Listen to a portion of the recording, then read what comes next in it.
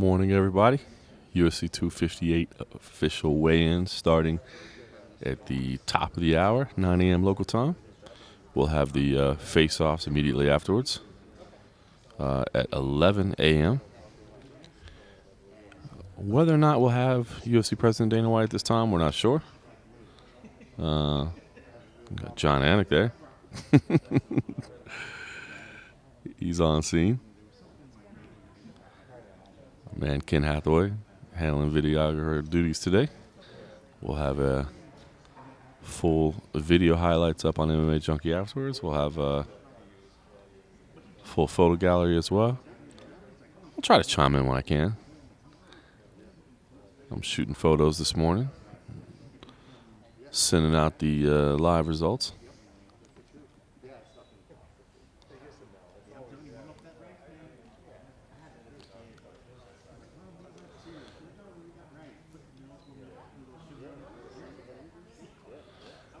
Ken Hathaway and Jon Anik having a conversation about rice this morning. I'm not exactly sure what that's all about, but they're discussing rice.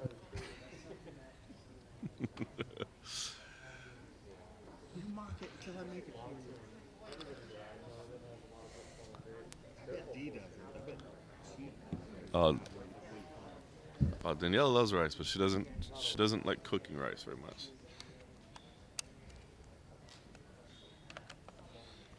Most of the cooking duties get left to me.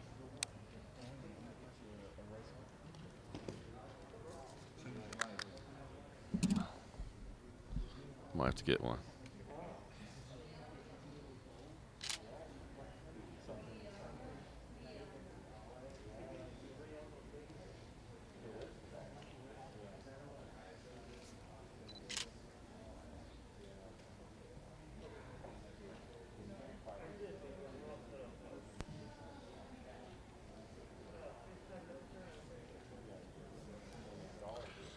What's up there, IH? Yeah, I see Michael Schofield talking about it doesn't feel like a pay-per-view, no hype around it. I agree. I think this is kind of a low-profile pay-per-view. Don't expect for it to do especially well at the box office. But I got to admit, man, I'm super intrigued by this fight. And, I've been saying all week I'm super intrigued by Usman versus Burns, not because of the storyline of them being former training partners, but because of the stylistic matchup. I believe Kamaru Usman is a little bit, under-respected, I guess. I don't want to say disrespected, but just doesn't get respected the way he should as a dominant champion. But I feel like Burns, with his power on the feet, with his dangerous jiu-jitsu, man, I think he provides a lot of problems, a lot of stylistic problems. So we'll see if he can execute on fight night. Usman's a killer, whether he wants to be, whether people appreciate it or not, man, his domination is undeniable.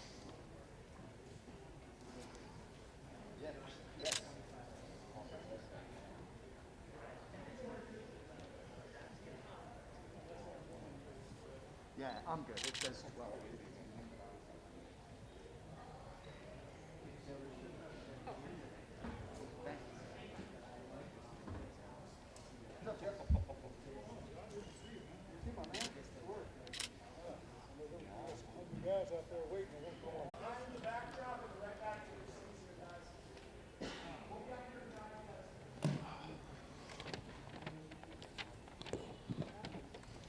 Capital King. Thanks to the love, brother. So you guys living the life in New Zealand? Yeah, listen. I mean, you guys, I see, Josh Patterson talking about Kelvin for sure. I mean, that's a big fight for Kelvin, right? I saw a couple people throw out the Macy Barber name, her returning from the year-long layoff, the injury, How does she bounce back? I get it. Like, for casual fans, this is not going to be a big-time draw type of card. But I think if you're hardcore, there's some really good fights on here. We were talking last night on the MMA Roadshow, a fight like Ricky Simone and Ryan Kelleher, and maybe that could have been on the main card. Bilal Muhammad, Diego Lima, maybe that could have been on the main card. But, you want to sprinkle some nice fights among the prelims as well, just to get people watching those and to maybe sell some pay-per-views. But I think there's some good fights on here for sure. Shaq LSUs, you know. Got to bring it strong. This Reebok deal. And when you're getting shoe compliments from the athletes, we'll take it. You know. It's great to be back in Vegas. Whoa, anatomy of a fighter up in here. Whoa, you know we made it when anatomy of a fighter is up in here.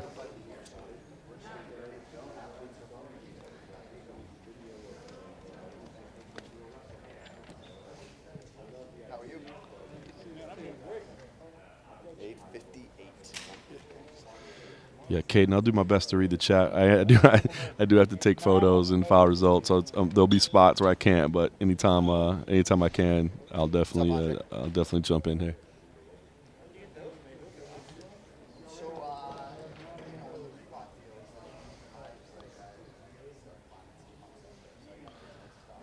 Covington, Masvidal, tough season. I see you, Andrew. Dude, I hope that's. I said from the beginning. If you go back, we did an article a long time ago, Triple Take, talking about who should be the coaches. I think those two guys should be the coaches. It's a great fight. Everybody wants to see the fight, but when you're looking at good TV, come on, man. Those guys hate each other. It'll be good. Jazzy, I don't have any questions today. Derek Hall. I wish. Unfortunately, budget's being what it is. No jobs in the pipeline right now. Unfortunately, Bobby, Tag Radio, old school. That's what's up. Look, look at that. Hey, shout out to the love being given to Anatomy of a Fighter right now. Fantastic content and a great dude as well. All right, thank you all for being here. The official weigh-in, UFC 258, first fighter to the scale in the UFC women's flyweight division, Jillian the Savage Robertson. How you doing, Jillian? First to go this morning. I know you're doing good, huh? First time being first, so I'm excited. I bet you are. Get to go drink and eat, huh? Be real still when you step up here, so don't bounce around, okay?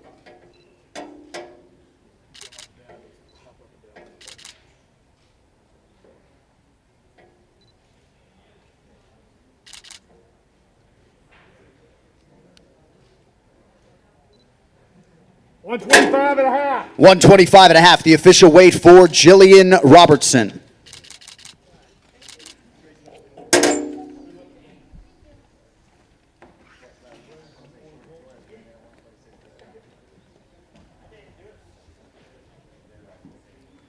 All right, next fighter to the scale, competing at a catch weight of 140 pounds here tomorrow night, Andre Mr. Highlight Ewell.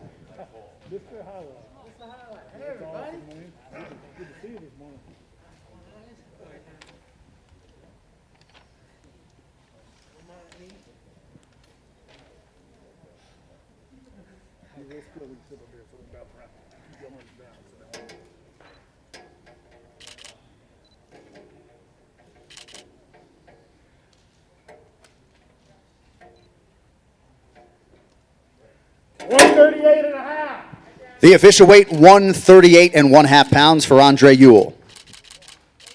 I'm so smiling.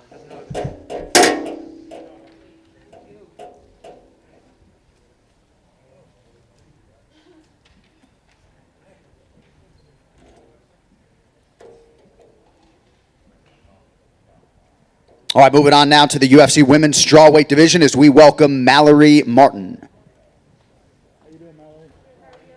Good to see you this morning.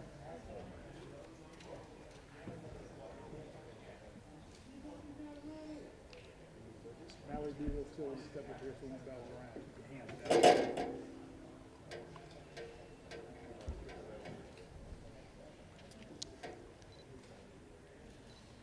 115 and a half. 115 and a half, the official weight for Mallory Martin.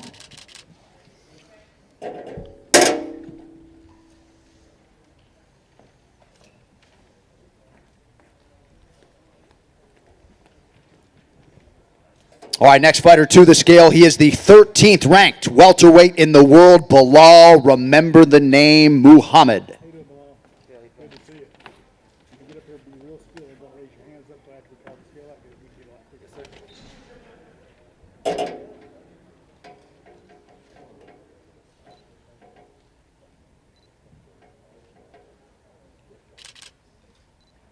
169.5.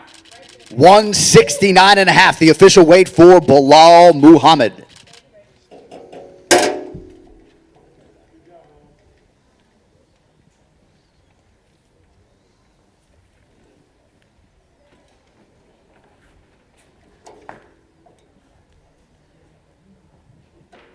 All right, next up, one half of the first fight of the night in the UFC women's flyweight division, Miranda Fear the Maverick. How you doing, Miranda? Good to see you this morning. Miranda, when you get up there, be real still and keep your hands down till after we call it out. Keep your hands down. Make some bounce.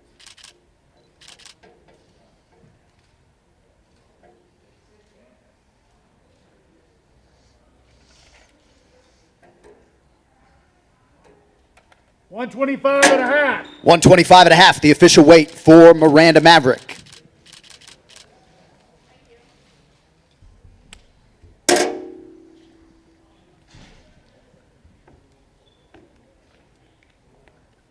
All right, next fighter to the scale is the man around whom this fight card was built, the reigning, defending, undisputed UFC welterweight champion, the Nigerian Nightmare, Kamaru Usman.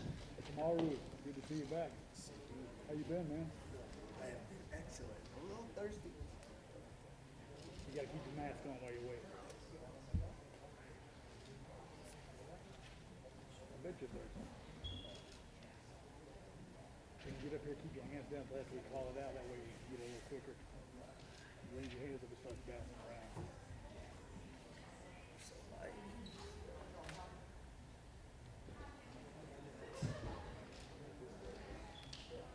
Heavy duty mask there, huh?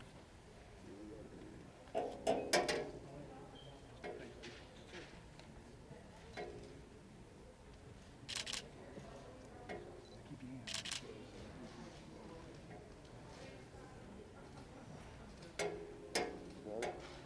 Yeah, keep your hands down.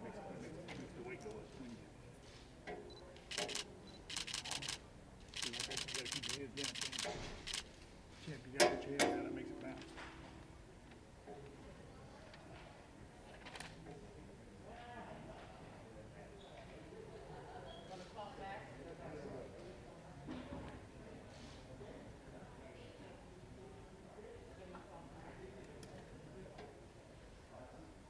$170.5. That's a heavy match, Chip.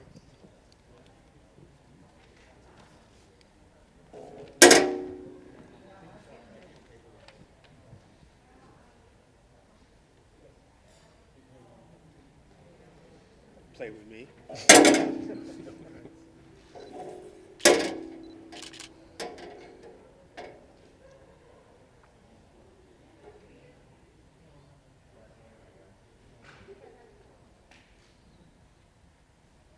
$170 even.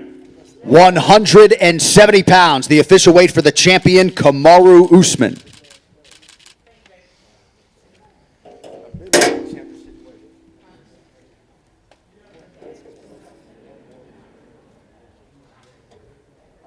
Thanks, Chip.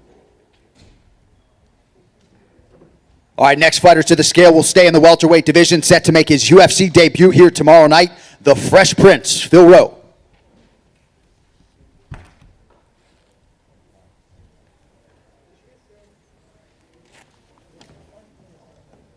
All right, next fighter to the scale will stay in the welterweight division.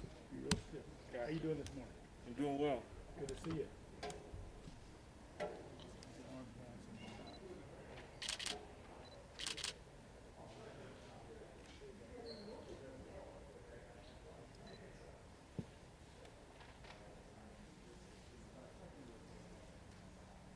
Just under 171. I had you a little over.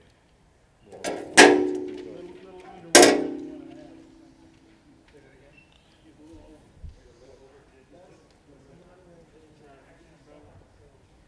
Ready? Pass up to the after. Be real still. Copy. Keep your arms down. Definitely on. It's less than a half pound.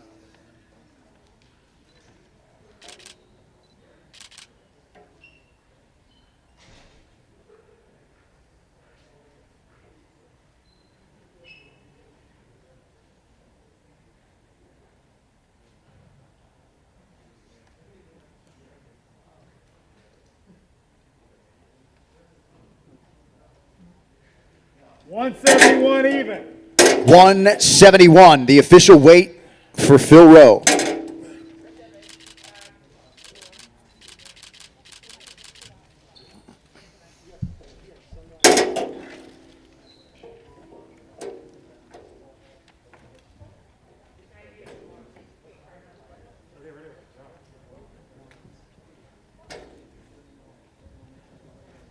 All right, moving on now to the UFC Women's Strawweight Division as we welcome Poliana Viana.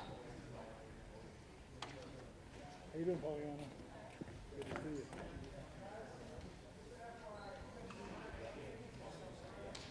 How you doing this morning? You're real still. Keep going.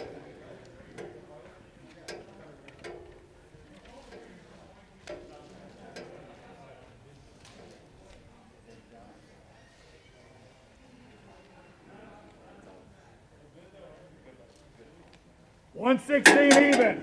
116 pounds, the official weight for Poliana Viana.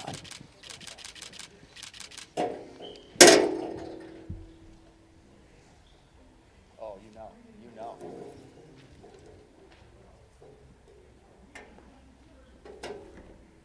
Good job. Thanks. See you tomorrow. Good luck.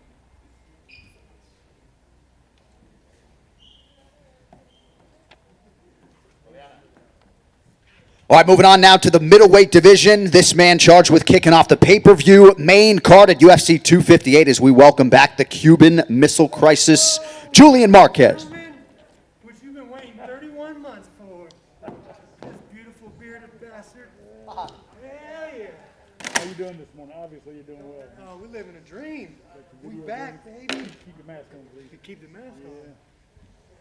Let's cover up your beard. on. Cover up the beard.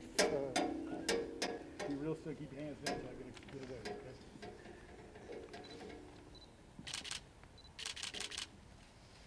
Okay? 185 even. 185 on the nose, the official weight for Julian Marquez.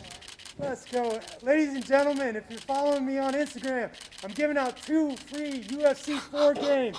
Just like and comment. I'll pick the winner tomorrow night. Let's go. 185. I am, man. I'm loaded. I'm happy. I'm excited. Good luck tomorrow. You guys can see my bone hole. All right, next fighter to the scale, one half of the co-main event live on pay-per-view in the UFC flyweight division, Macy the Future Barber. How you doing, Macy? Good to see you again.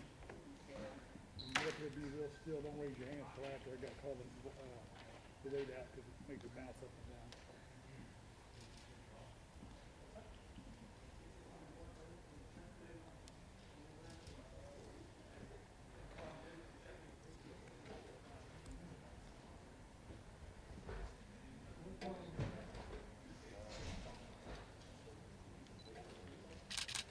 $126 even. The official weight, 126 pounds for Macy Barber.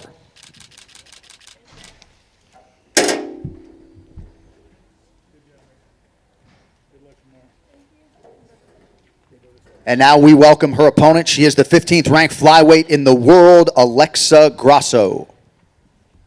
How you doing, Alexa? Good to see you.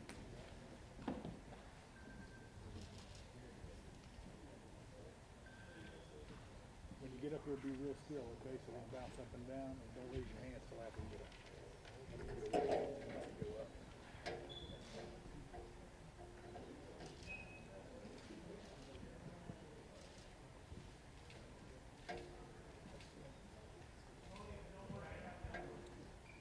$125 and a half. 125 and a half, the official weight for Alexa Grasso.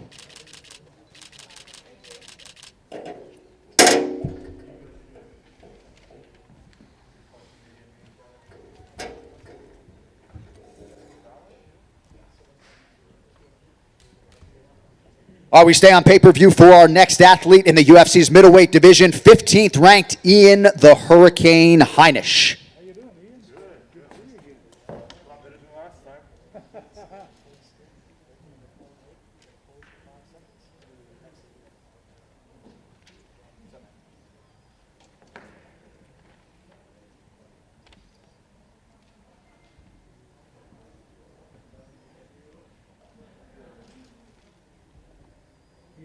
still when you step up here, someone bounce around, and don't raise your hands up after I call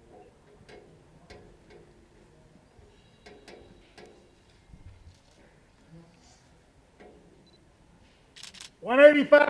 185.5. 185.5, the official weight for Ian Heinisch.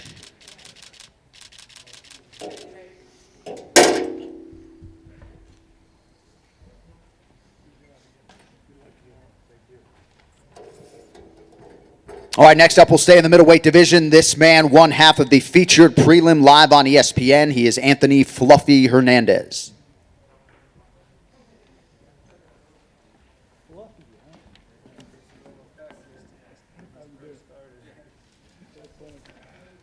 People remember that, huh? When you get up here, be real still. So if you move around, it bounces around, takes a while to get it. And don't raise your hands until after I call it out. So stay with it.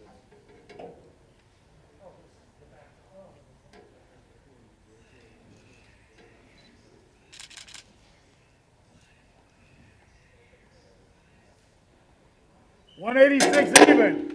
186, the official weight for Anthony Hernandez. So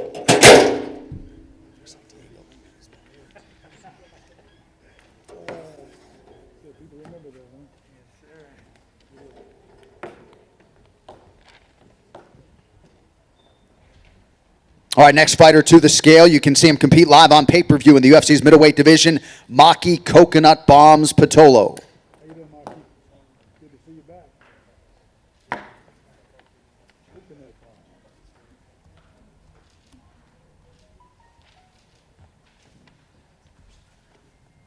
You're real still when you go for that, Marky. Don't bounce around. Don't raise your hands till after I call it out.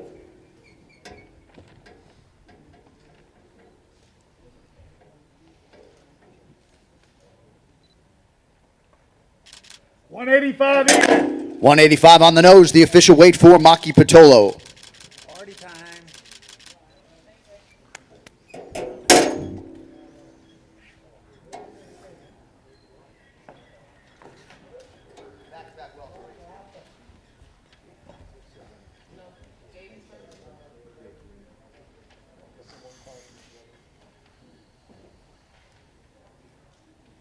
All right, next up we get to an early prelim in the UFC's welterweight division as we welcome gifted Gabe Green.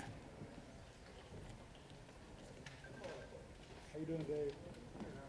Good to see you. You're real still when you step up. Raise your hands until after we call it out.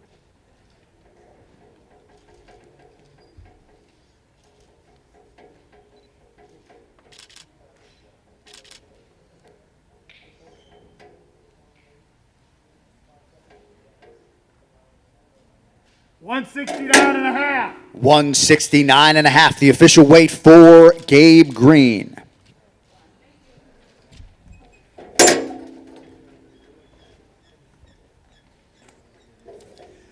All right, next fighter to the scale, also in the UFC's welterweight division and riding a 3-fight winning streak, we welcome back Diego Lima. Diego, how you doing?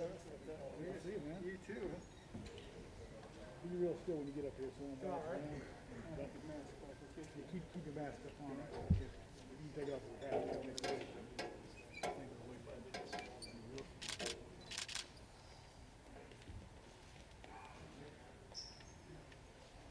$171 even. 171, the official weight for Diego Lima.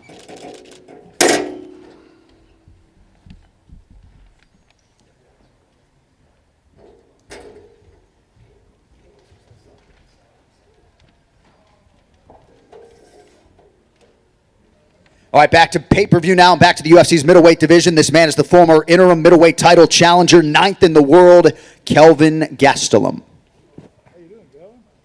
Good to see you.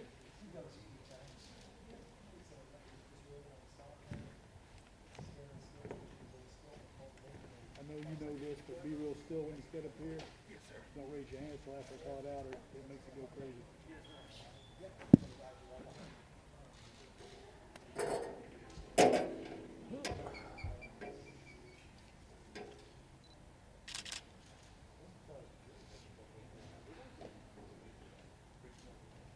$186 even. 186, the official weight for Kelvin Gastelum.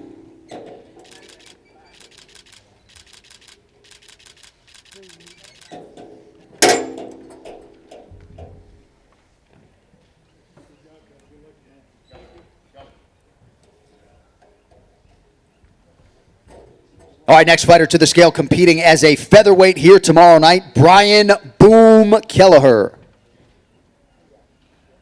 What's up, Brian? Good to see you back.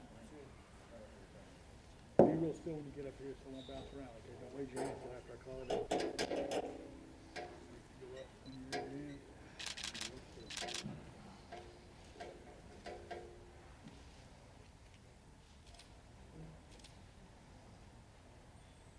145 and a half. 145 and 1/2 pounds, the official weight for Brian Kelleher.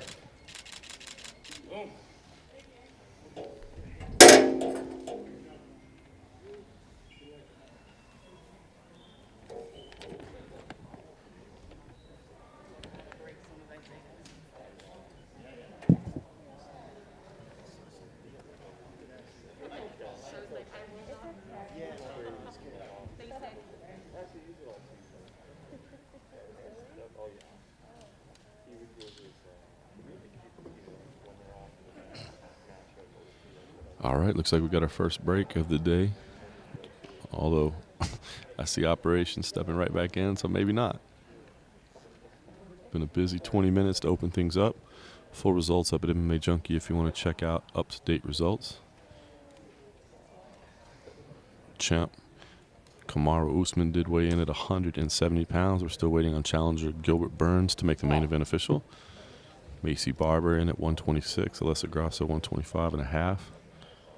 Kelvin Gastelum at 186. Ian Heinisch at 185 and a half. So your co-main event is official. That featured middleweight fight is official. Have not seen Bobby Green or Jim Miller yet. Julian Marquez and Maki Patolo both made weight as well. So at this point,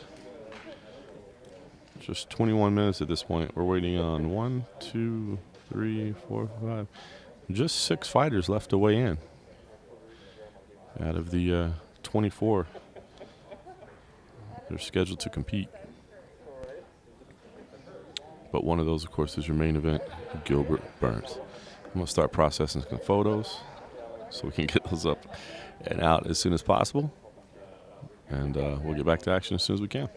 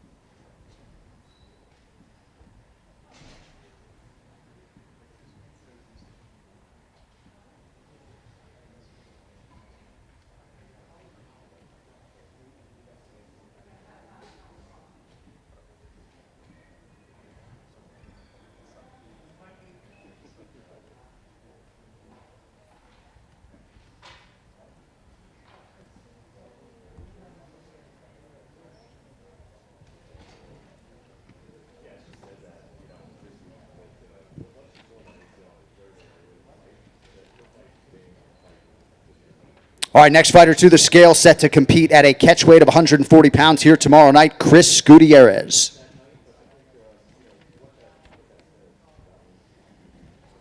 How you doing, Chris? Good to see you again.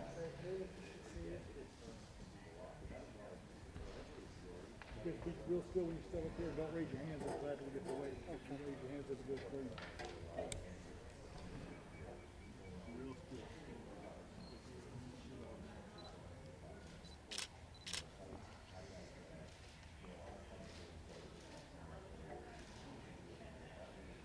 140 even.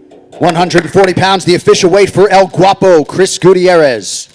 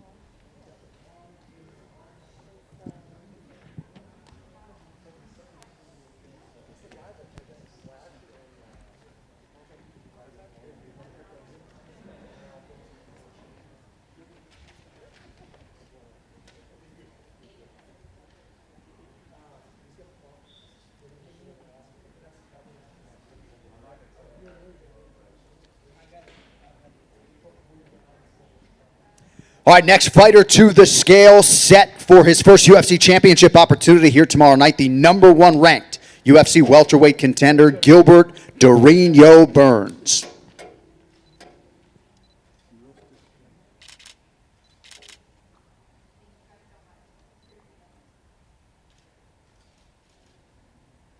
$170 even. 170 pounds, the official weight for Gilbert Dorino Burns.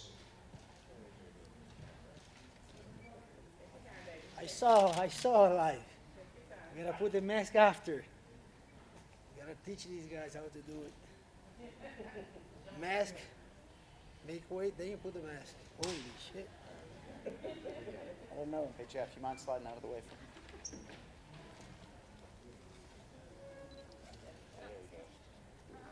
Holy shit. Outside. Got it. Think so. Sorry, guys.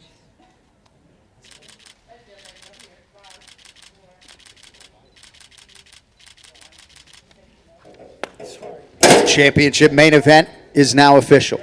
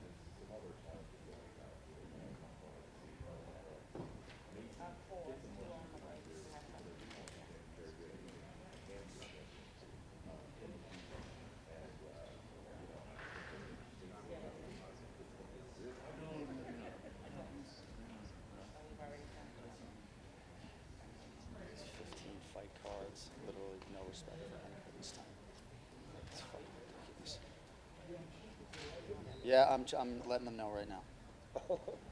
How'd you know? Thank you.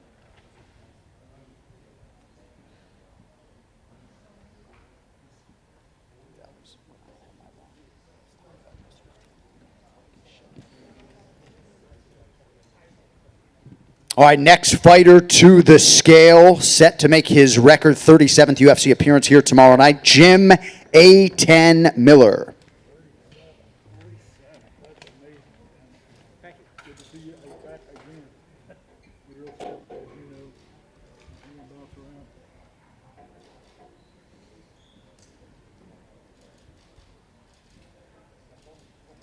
155 and a half. 155 and 1/2 pounds, the official weight for the veteran Jim Miller.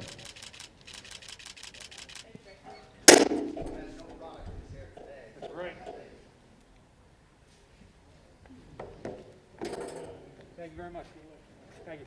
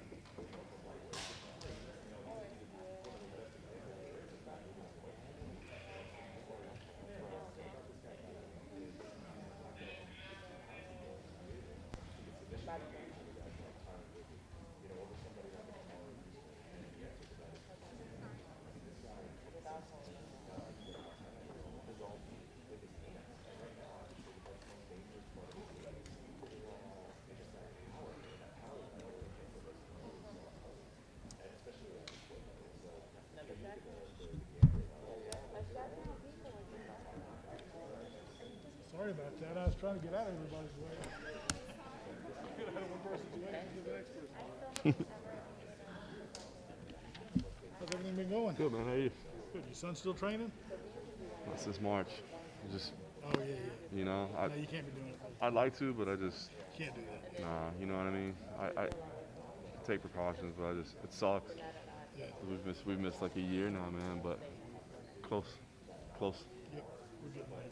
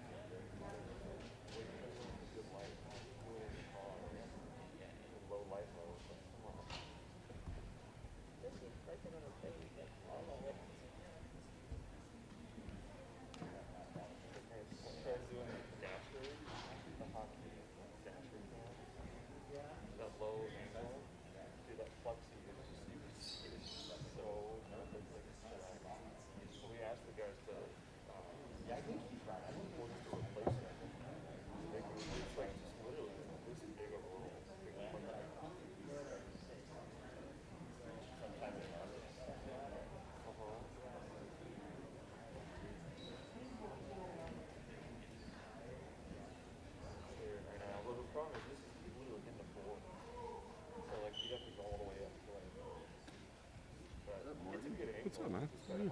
Good? Good, man. Yeah. How about you? Good. Happy to be home for a while, man. This stretch pretty good. Abu Dhabi was rough on it because my neck was all fucked up. Still is, but yeah, I came home That's Thursday. a I came long home flight. Thursday before the. Came home Thursday. All right, moving on now to the UFC's middleweight division, half of the featured prelim live on ESPN, Rodolfo Vieira.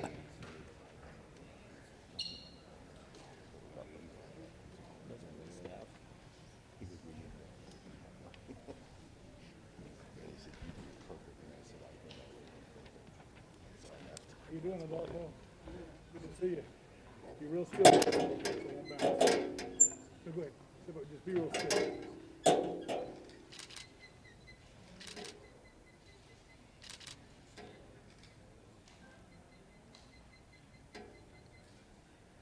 186 even. 186, the official weight for Rodolfo Vieira.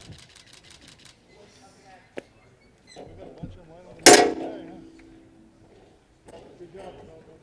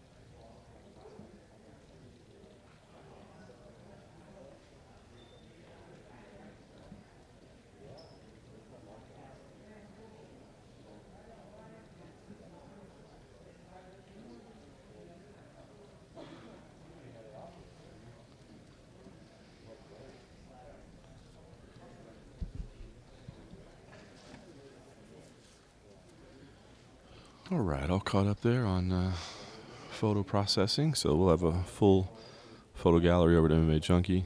See my man Ken Hathaway working on some video highlights as well. Just 50 minutes into today's 2-hour weigh-in session at UFC 258. At this point, I believe we're just waiting on two people. Bobby Green and Ricky Simon are the last two to weigh in. Of course, Ricky Simon fighting up a division, so you can't think that weight's going to be an issue. Bobby Green, not traditionally an issue with weight, so shouldn't be a problem there. It's kind of interesting with these ceremonial face-offs. After we see it a lot with heavyweights, and I imagine it's the case with Ricky Simon. We see it a lot with heavyweights that aren't cutting. There's really no reason to come early because then you just have to sit around and wait for the face-offs because you still got to be here for the face-offs at 11. So normally if you're cutting weight, you want to get your weigh in as soon as possible so you can start rehydrating and get your meal, get your liquids. But for a guy like Ricky Simon, I imagine he's in a situation kind of like the heavyweights where you show up early and you just got to sit around and wait for the face-off. So why not roll in at 10:45 or something like that, and then you can just do your face-off and head back to the hotel.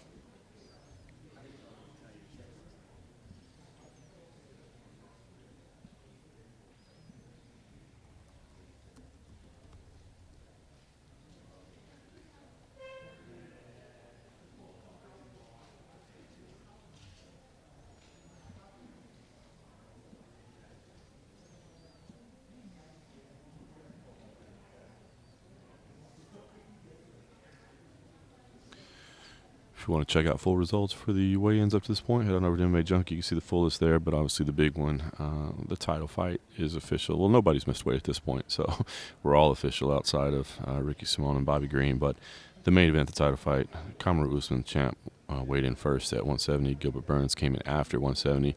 Usman did have a little bit of trouble. It looked like he missed at first. He was 170 and a half, I believe was the weight. But he had on that respirator, and I apologize, I don't remember the brand name right now because they're a UFC sponsor.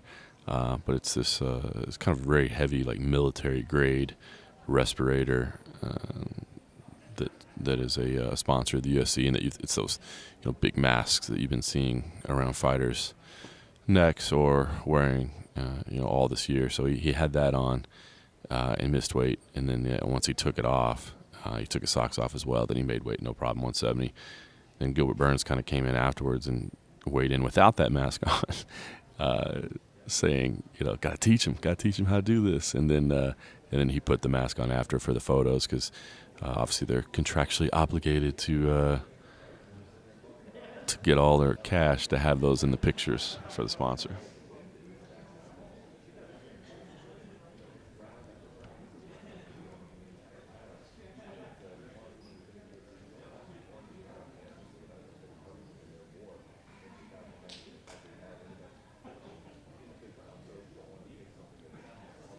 I looked it up because it was going to bother me. O2 Industries makes that mask. It's called a tactical respirator, a TR2. So there you go, O2 Industries. Get your shout out. Put the check in the mail.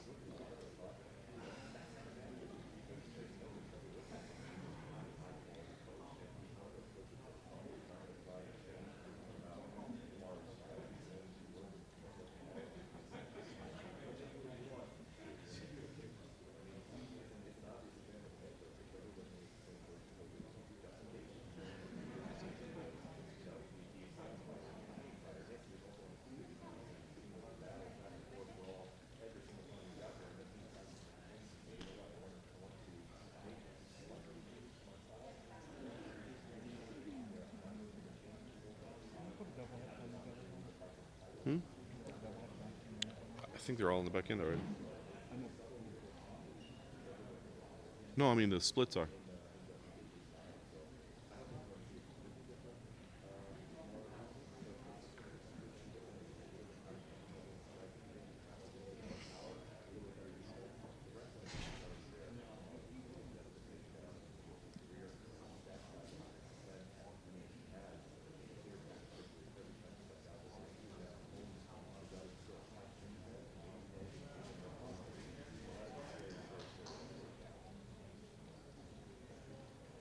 Maybe not. I thought you said they were.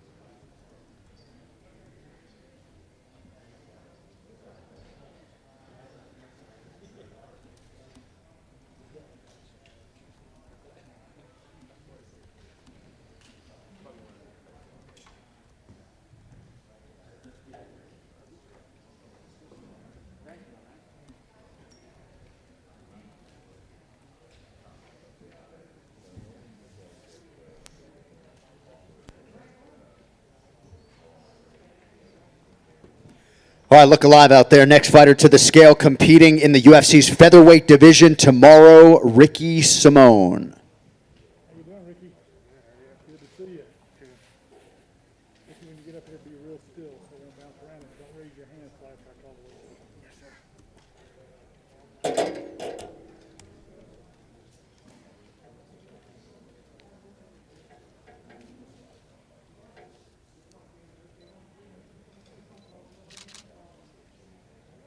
145.5. 145.5, the official weight for Ricky Simone.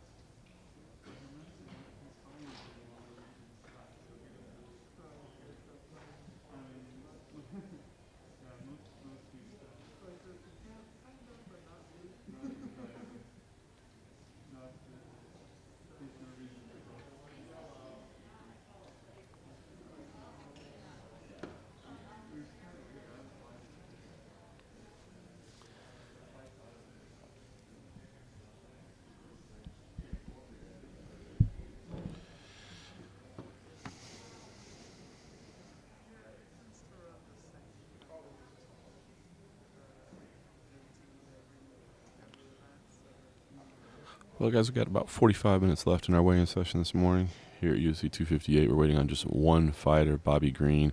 We'll have Faceoffs at 11 a.m. local time. We can leave the stream up, I guess, depending on how long we were waiting for Bobby Green. It does sound like Dana White will do a scrum afterwards, so we'll get a few minutes with the UFC president. We also have media sessions scheduled with Jon Anik, Daniel Cormier, and Megan Olivi afterwards. Not sure how the schedule's all going to lay out. First one of those that we've done here in Las Vegas. We did a couple of these over in Abu Dhabi on Fight Island. This is the first week they've had us doing that. So all those people will be coming up after us. And again, of course, we saw the face-offs. If you want complete results for the weigh-ins so far, which again, everybody has made weight, including your main event, Kamaru Usman and Gilbert Burns, both at 170. But if you want full results, head on over to MMA Junkie. You can see the full list there. We'll also have photos of everybody on the scale, a gallery there. We'll have video highlights as well. So all that stuff's coming your way on MMA Junkie, as it does every week. Again, it is, see a couple of people asking for time here. Ibrahim Faye there asking what time. Again, 11 a.m. local time or 2 p.m. Eastern, as Tamer Assad threw in there. That's 45 minutes from now.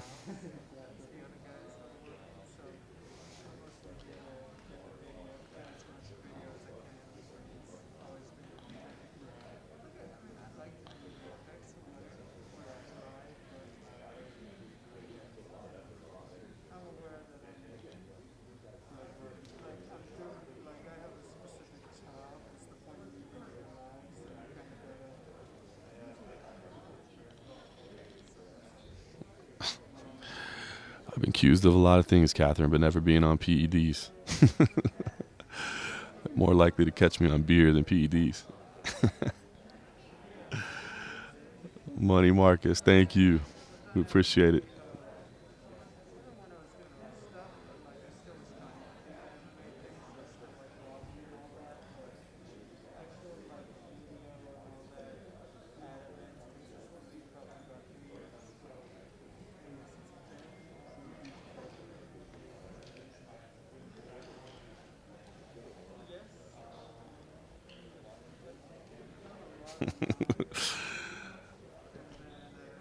Tony Mang, that is the truth.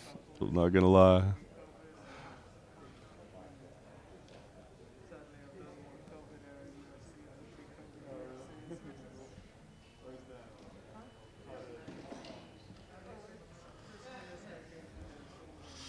Matt Ricci, my favorite beer is the next one. I like I'll drink everything, man. I'm not gonna lie. Light beer, dark beer, everything in between. Modelo, if they'll cut me in on that sponsorship.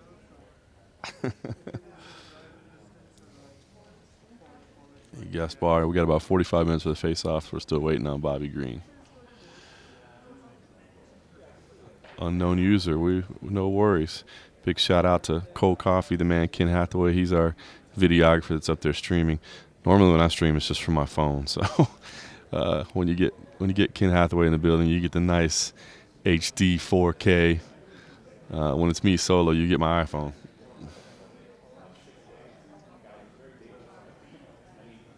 Tom Lawrence, we're just waiting on Bobby Green. That's the last one we're waiting on right now. Sorry, Chris Lau. I'm sorry. Not trying to do golf commentary. It's just I'm trying to be quiet here because everybody's streaming and everybody's talking to their own cameras. So.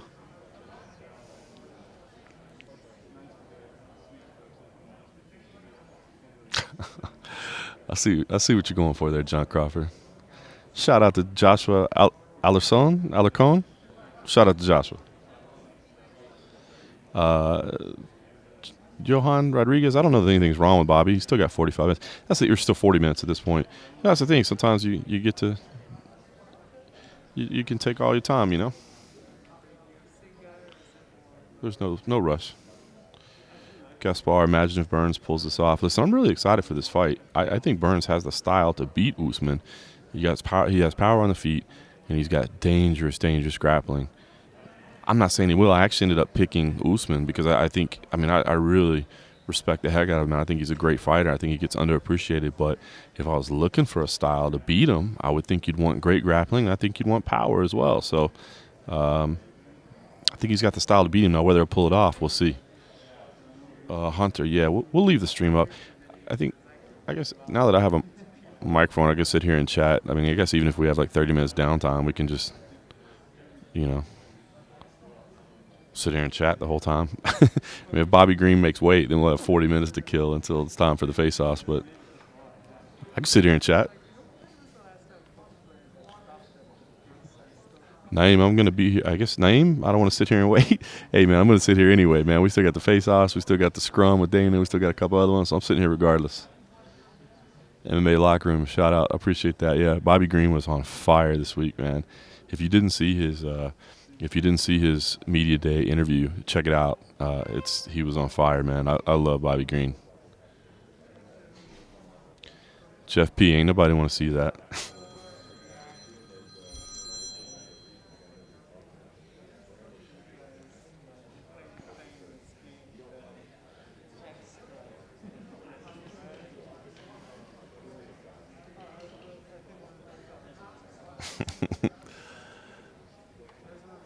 Ooh, Miranda. Aaron asking about Miranda versus Jillian. How about what a fight that is to kick off the night, right?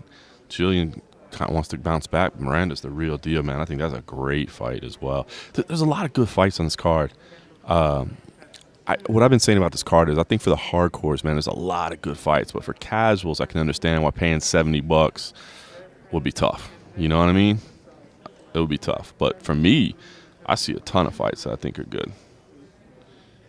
All right, John Crawford, shout out to the UK, representing all the UK. Money Marcus asking about Grasso or Macy, another one, man. The striking, right? The boxing of Macy, or of Alexa Grasso, I should say. So fun to watch her fight, right? I mean, I love the way she strikes, but Macy, if she gets to the ground, obviously that's the weak spot for Alexa Grasso. And where's Macy's head at right now? She had that injury. It feels like she's still just as confident in herself, but will she second guess herself a little bit? Will she be a little hesitant? I don't know. That's what I'm saying. There's some intriguing fights on here. Catherine Dixon, John Morgan versus DC is the fight to make. I'm out on that one, bro. I'm out on on fighting DC. Tom Lawrence says Habib facing off. No, Habib is not here in the building. I think he is in Las Vegas already. If not, I know he'll be here soon. And he's going to be spending quite a bit of time here.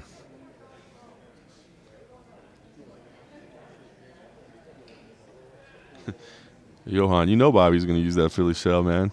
The way that he rolls with punches better than anybody, man. I love Bobby Green's style. So unique, one of a kind.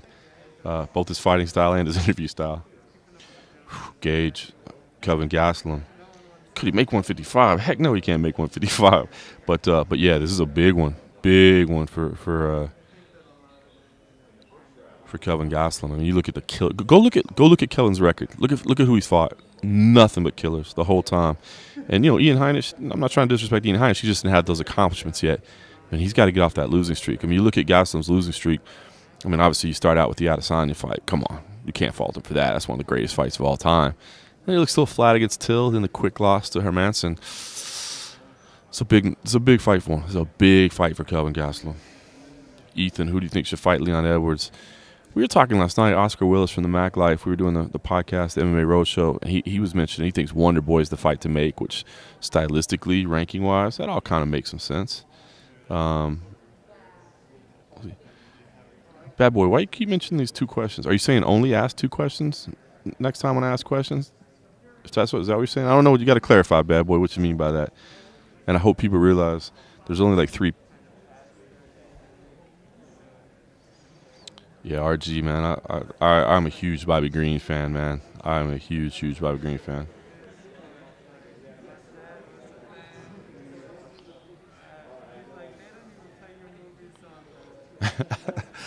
Shout out to Dr. Hal from Chicago and his gambling addiction. There you go, Chris. Leon versus Nate. I'd like that. I'd like that. Money fight, plus it gives Leon a chance to, establish himself. I like that. Kind of just feel like they ought to Give Leon a shot, man. Austin and Julie say you think Colby and Jorge are the tough coaches. I do. I'm going to see if we can get Dana to confirm that day. It seems obvious, right? Cornelius McGillicuddy, journalists or fans? Absolutely. Look, you can't act like a fan.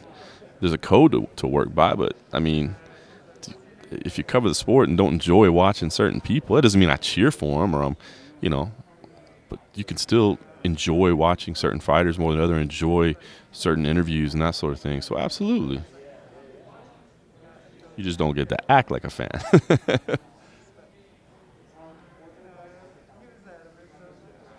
Oh, Thomas, I hadn't seen that. Wonder Boy's still injured. I did hear that he was injured. I forgot about that. You're right.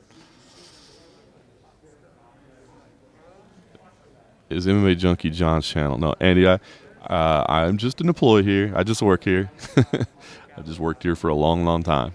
I did have partial ownership a long time ago when we were still independent before we sold to USA Today, but not my channel. But, still like it.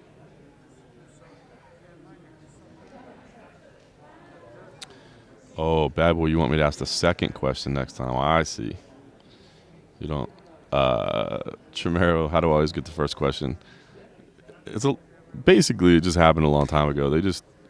I used to, it's a ridiculous story, but they got tired of passing around the microphone at press conferences because there would be this uncomfortable pause and Dana would be waiting on somebody to ask a question. There were a couple times when Dana was like, what?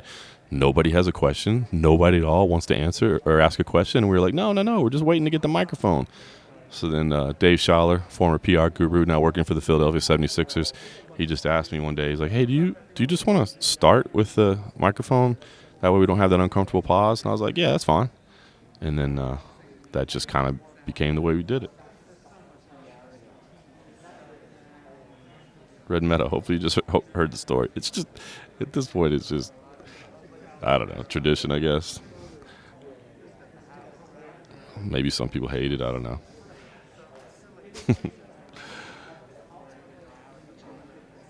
Uh-oh. My cable company, my internet company just texted me and called me. I wonder if I forgot to pay my bill at home. That won't be good. I gotta check, see if I paid my internet bill. It's not be good if I get home, I work on the internet. I don't have internet.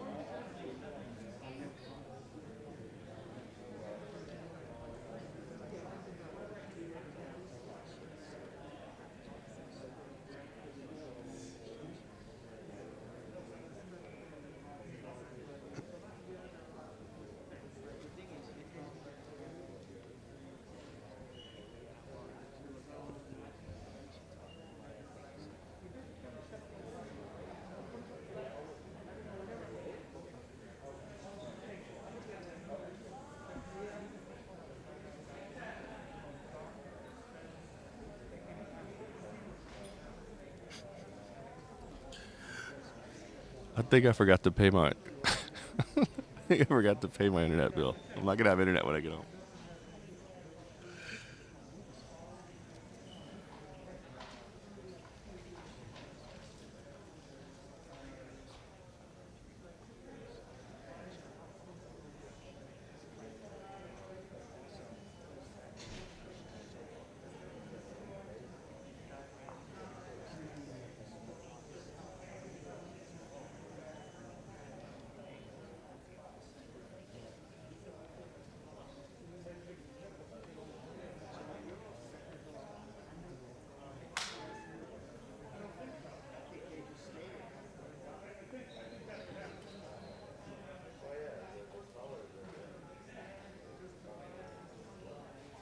Sorry, guys. I'm not ignoring the comments. I'm calling my internet company because I forgot to pay my bill.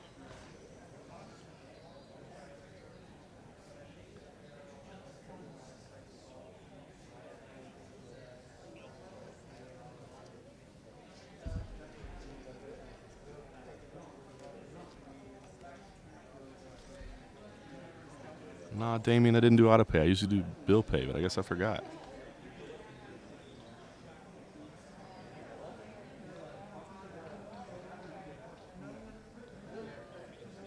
A fight book, I'm using the Apex internet, but I gotta have internet when I get home.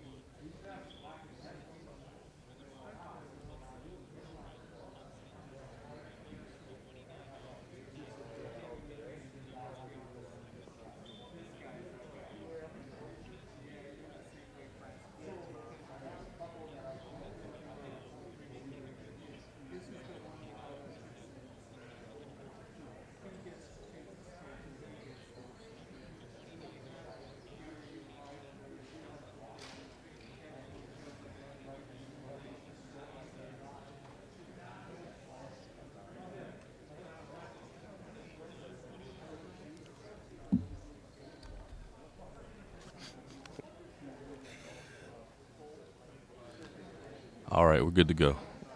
Payment has been made. My internet's not going to be disconnected at home, so we're good. For those that are asking, sorry, I saw people asking.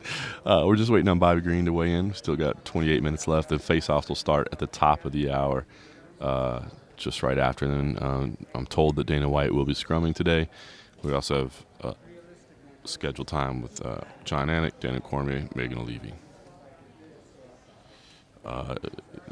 Ginge 79, or how do we sell it? No fans. No fans tomorrow night. I think there's that contest. I think the contest is for $259, right? Where they're giving away tickets. So there may be some VIPs, but no fans. No fans.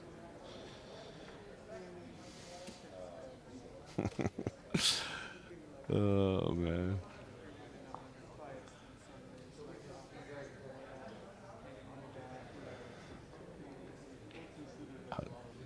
Anti-BS asking Toe Stomper or Gilbert, so I guess you're not an Usman fan if you're calling him Toe Stomper.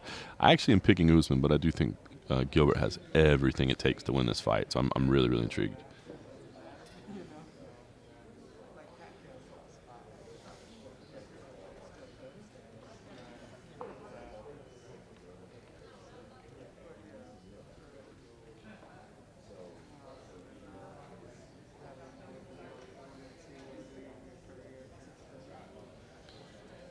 And the personal favorite fighter. It's a tough one to answer, right? Because, I mean, there's so many great men and women in the sport. But, man, I have a hard time. I kind of always go with Cowboy Cerrone as my answer to that question, man. The guy will fight anybody, anywhere, anytime. I love that. And, just always loved his style, man. Both his fighting style and just his attitude on life. Well, then don't call him Toe Stomper or Anti-BS. Aaron says, "Do you think Anderson could beat Nunes?" I mean, anything can happen in a fight, but I'll be honest, I don't pick anybody against Nunes right now. I think she's number one pound for pound right now. I think, props to Megan Anderson for working there, and she's going to give it a go. And anything can happen in a fight, right? I mean, I didn't think Matt Serra could beat George St. Pierre back in the day, and that happened. So you never know. But man, I think Amanda Nunes is number one pound for pound right now. Monkey Marcus, any advice for trying to start my own page? Just do it. Start it. Start doing it. The more practice you get at stuff, the better you're going to get at it. So get those repetitions in and try to do something unique, whether it be covering your local scene, whether it be covering things from a different angle. Just try to find a unique voice or a unique angle, because it's tough to compete against. That's why it's tough to compete with that. So try to find something unique.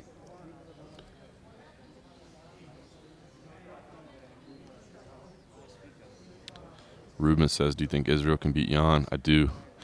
I don't. Israel, man. He's the real deal. If you doubted him for some reason along the way, and I get it, he hasn't answered this question. This guy is next level, man, and I don't doubt him against anybody. No, Jan's obviously got a lot of power. He connects flush. That's going to be tough for Adesanya, but Adesanya has speed. He has the range mastered. Yes, it's going to be such an intriguing fight. I'm intrigued by that, and what Eugene Berriman's talked about, maybe they move up to heavyweight at some point. I mean, man, I don't doubt Adesanya anything he can do. He keeps proving people wrong over and over and over again. So yeah, absolutely give him a shot in that fight.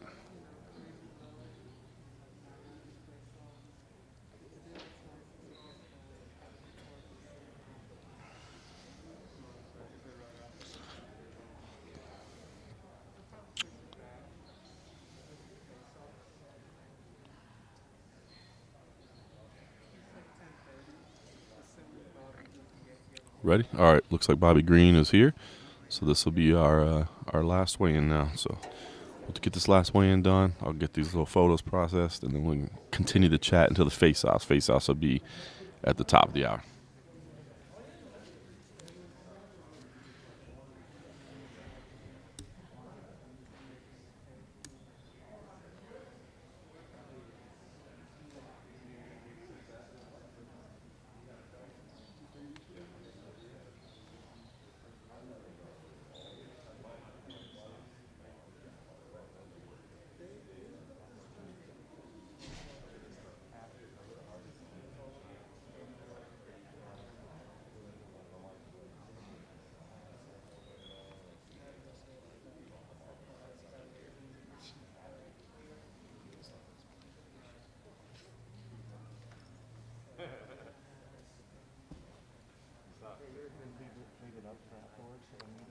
Yeah, I think so.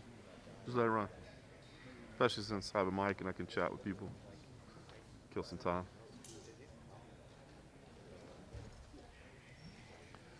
Talking to my man Ken Hathaway up there running the video stream. We'll just leave the stream up for the face-offs, the scrums, all that good stuff. So if you want to watch all that, just stay here and we'll have it. They said Bobby was in the building, so we should have Bobby Green, our last person to weigh in here, any minute now.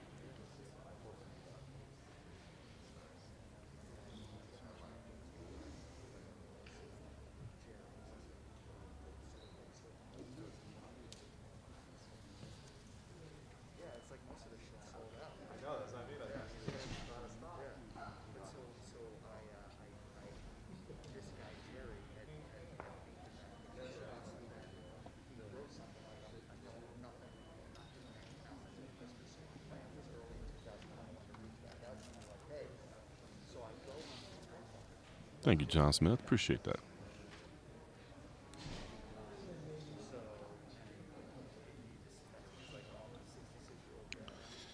Ooh, let's go. Bantamweight division this year. A lot of good fights at bantamweight, man. How exciting is that division right now? I don't even know how you can say this year when, I think Aljamain Sterling has everything it takes to beat Peter Yan. So that's a great fight. And then, Corey Sandhagen maybe getting his rematch with Aljamain, or maybe getting to challenge Peter Yan, depending on how things play out. So many good fights at bantamweight.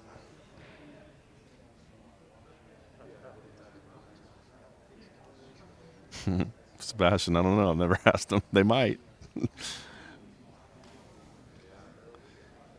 B Magic, you're noticed, my man.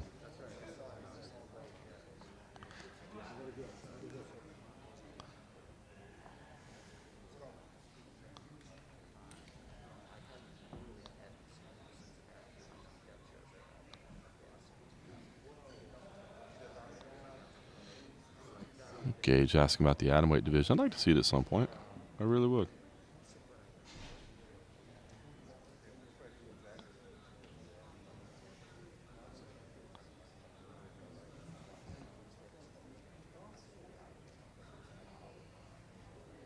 Yeah, Vasco, the Aljo Sandhagen rematch at some point would be nice.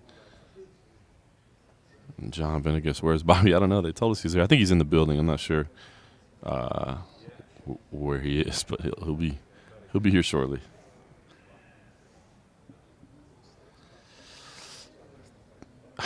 Theological monochromatic bovine. All right, the lightweight title, man. I'd like to see. If I'm being honest, I would like to see Oliveira versus Poirier for the title. But I just get the feeling that's not going to happen. Shawnee, I appreciate it. Commentary. I love doing commentary, honestly. It had been a while since I had done it. For a couple years, I couldn't do it. But I'm back at it. And March 11th and 12th will be the next one, CFFC. Me and CM Punk out in Philadelphia. And I'm definitely looking forward to it. I love doing commentary. I really, really do. Greg here, that Bobby Green interview was fantastic, man. Might have been the highlight of the week. Anti-BS, Kelvin or Ian. I picked Kelvin. I did. I picked Kelvin, but it's a big moment for him, man. And ES is dangerous, too. John Smith, yeah, you're right. And look, Usman is dominant, man. I know people tend to hate on him, but I think he's fantastic. Jacob Lines, a silverback gorilla or a grizzly bear? I'm going with the silverback gorilla. Got that old man strength. Max Sherman, Usman can be GOAT. There's so many good ones right now. Izzy, definitely, man. Can you imagine if Izzy goes up to light heavyweight and wins that title, and then goes up to heavyweight, as they talked about, and won that? Can you imagine if that happened? Can you imagine if... Okay, look, a lot of things have to happen to make this happen, but can you imagine if John Jones is successful at heavyweight and is able to get the heavyweight title? Whether it's against Stipe, whether it's against Ngannou, whatever. But imagine John Jones is able to get the heavyweight title, and imagine Adesanya wins the light heavyweight title and then moves up to heavyweight, and we get Adesanya Jones for the heavyweight title, and Adesanya looking for his third belt. I mean, can you imagine that? If he would do that, how would you say he's not the GOAT the untouchable GOAT, 3-division champion, taking out John Jones. I mean, look, a lot of things have to happen for it to break that way. But if that happened, man.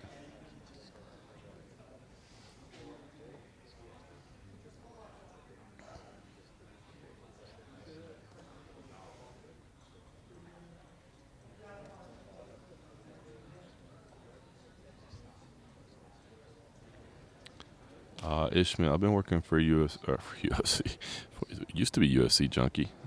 I've been working for MMA Junkie since 2006.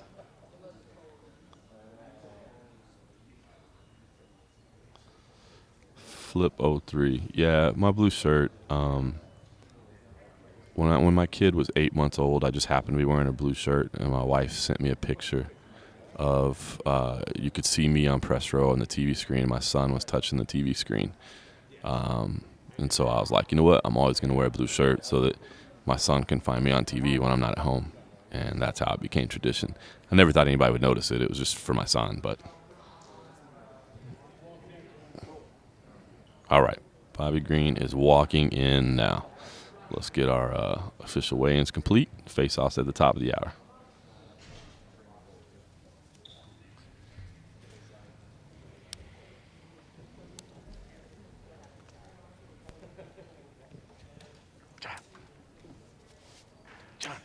All right, our final fighter to weigh in this morning in the UFC's lightweight division, Bobby King Green. You usually here early, John Francis.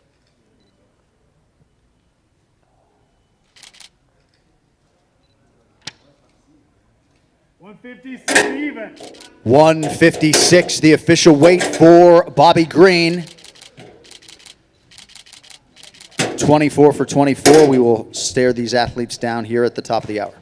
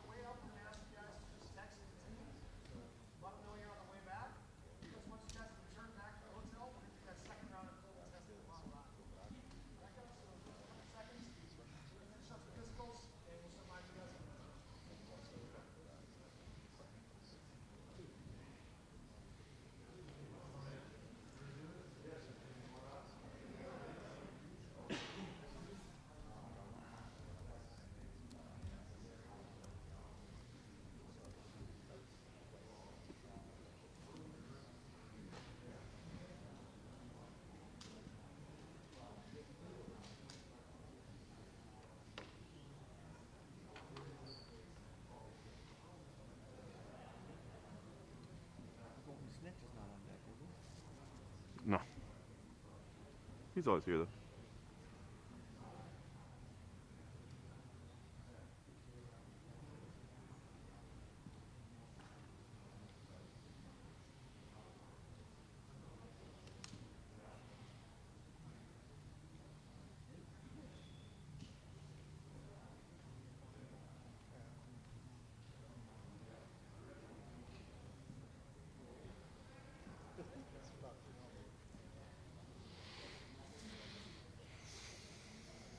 All right.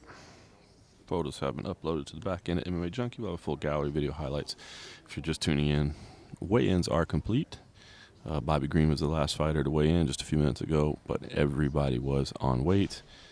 Now we're just getting the face-offs up next. They start at the top of the hour. It's just about 9 minutes away for the fighter face-offs. We're just going to leave the stream up, show the face-offs, and then it's our understanding that UFC President Dana White is going to do a media scrum after that. We also have time scheduled with Jon Anik, with Daniel Cormier, and with Megan Olivi as well. And if those happen as scheduled, we'll just go ahead and leave the stream up, and you can check out all of it.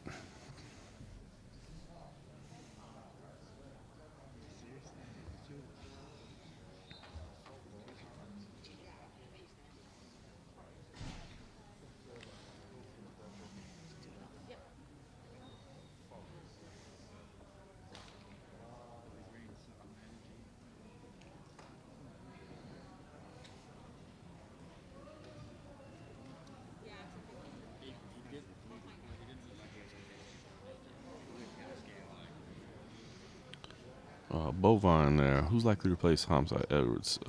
Diaz, Holland, or other? I don't know. I don't know if Diaz is going to want that fight, right? Like, Diaz wants big fights, and it would be a big fight ranking-wise, but I don't know if he's going to want to take that one. I'm down for it. I'd love to see it. You know, and it's the same for Leon. I mean, I think Leon wants somebody high in the rankings. I think he was willing to face Hamzat just because, you know, there's so much hype around Hamzat. I think that if beating him, even though it's not the ranked guy, it's the hyped guy, and I think that would give him some leverage. But at this point, man, I think Edwards wants to work himself to the title, right? It's a tough spot.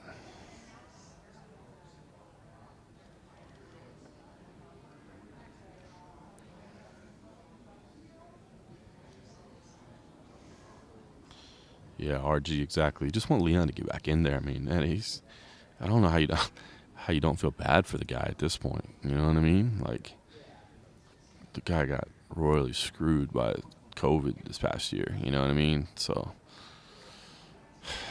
I just hope they find a big fight for him. Or, I mean, you could make the argument of just putting him in against the winner of this fight, but you know, it's just such a tough spot.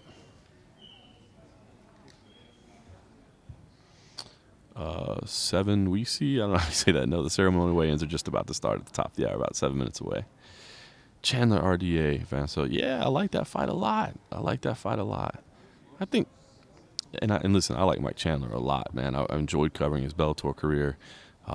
So impressed by what he did against Dan Hooker. So impressed by the way he handled himself all week. By the post-fight promo he had was amazing. But I'd like to see him get one more before the title shot. Rudman, well done. They were super necessary.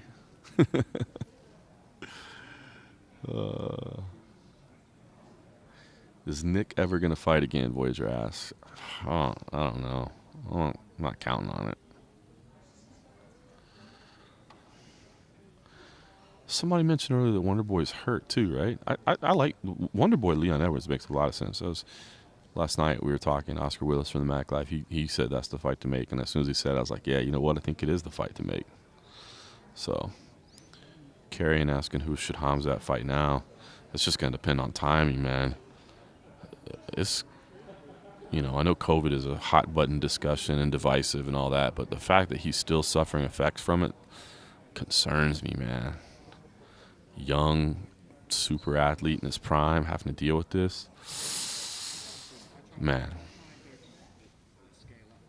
hopefully it's not an issue.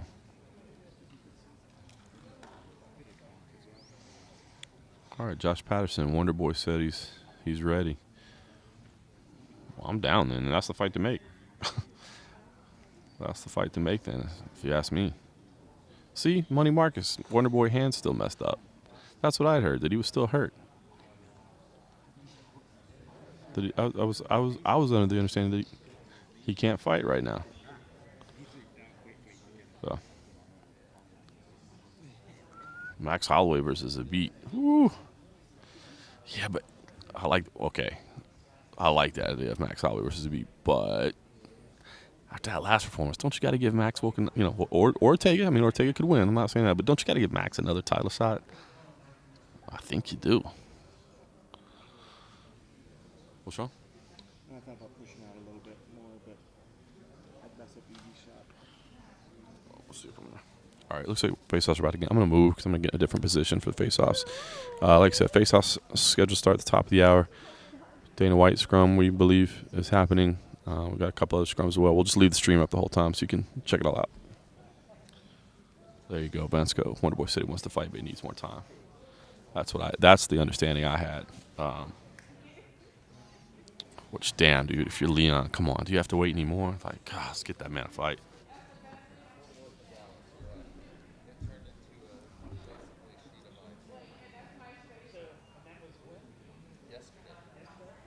Are you good from here?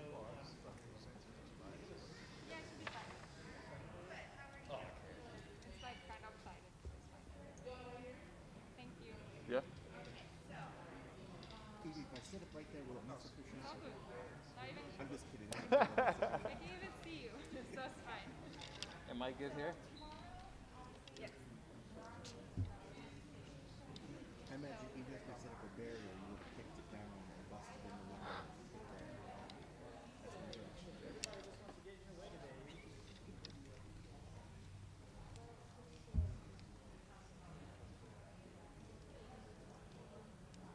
Immediately right after turning around to the media. I think so. You mind standing up there for me for a second?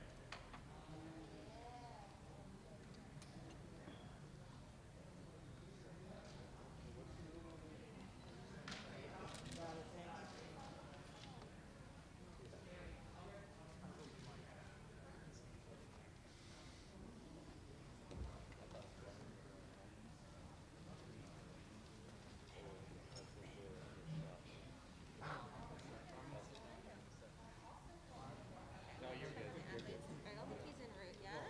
Chelsea? Okay. Looking good. Hi. What's going on? Happy New Year. Did you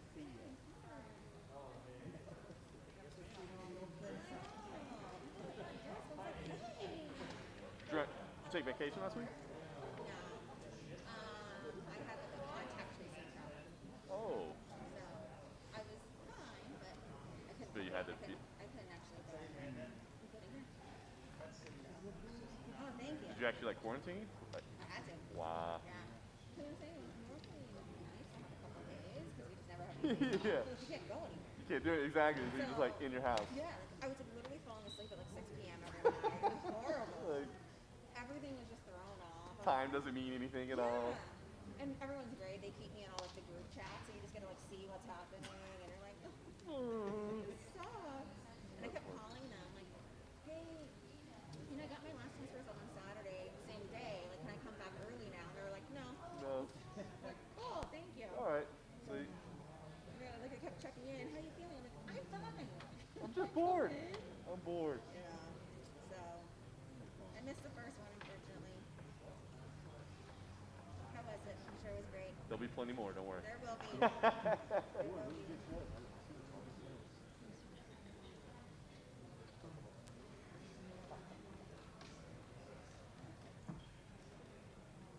So we're gonna do face-offs and then scrum right after. Okay. Cool. If that works for you guys. Perfect. Yeah. No, it'll be right after. Oh, you got this? Yeah. Yeah, he's not here. He's working. So face-offs.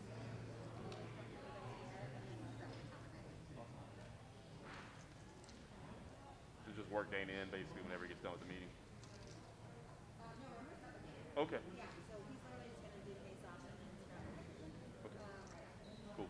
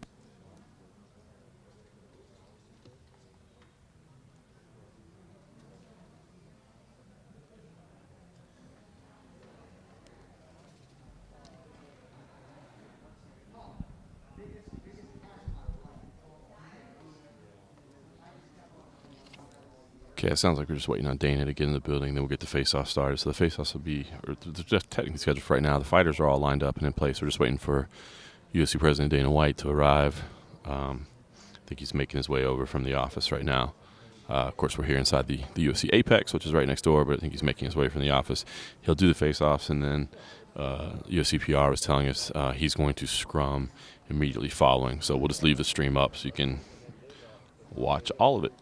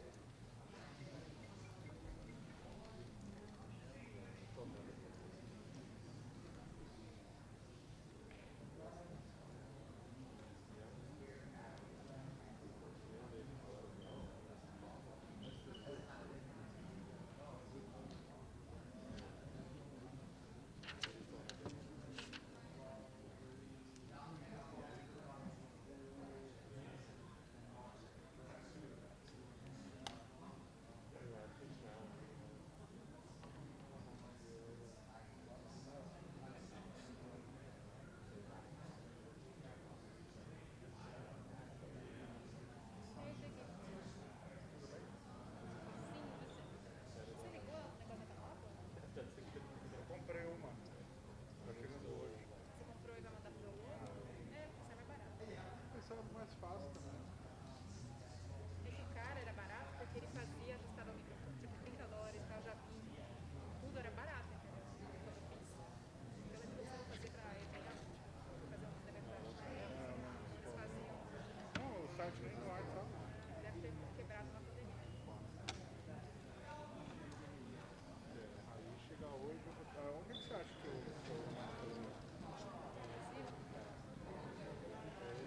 Eu acho que até posso lá, até esses, eu uso muito vista print, mas eu não sei se tem adesivo, mas até se você for no online, eu vou testar. Sabe, mandar pelo TEDx. Não, você acha que o Jon Anik vai ficar? Still not Você acha easy. que o Jon Anik vai ficar? Still taking things happen, you know? I think he's just stuck. Exato. Like he wears these like he won't wear like sneakers that time. I find like tomorrow so about like 5 pairs. Yeah. I think the kid's just that. No, he's got he's so we're superstar. Like he's gonna take my dollars.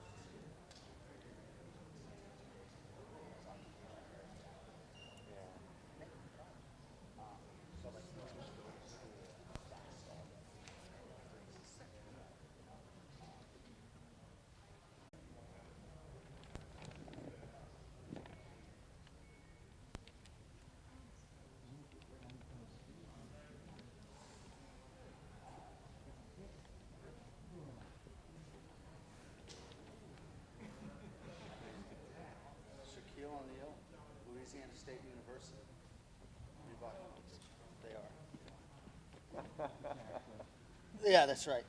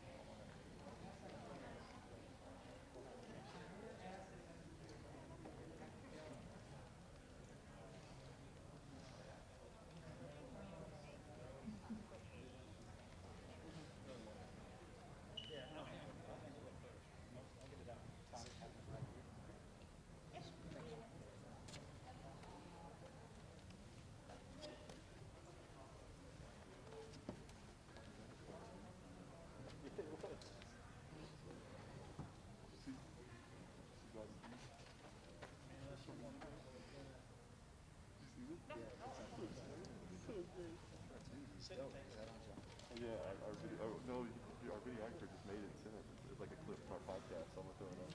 I'm like, thanks, bro.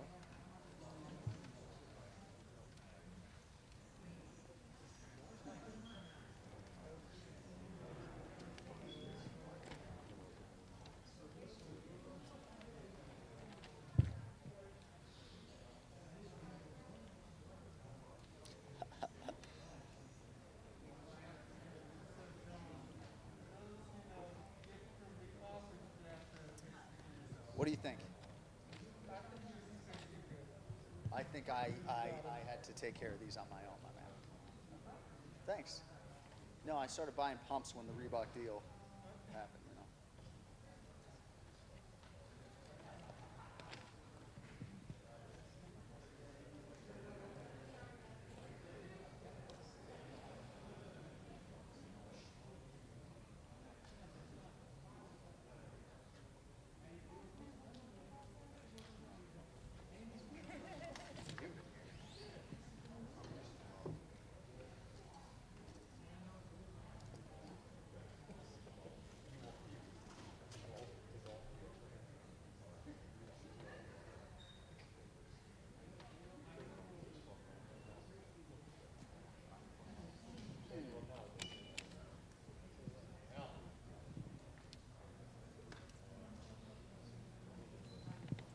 Tell him, Kenny.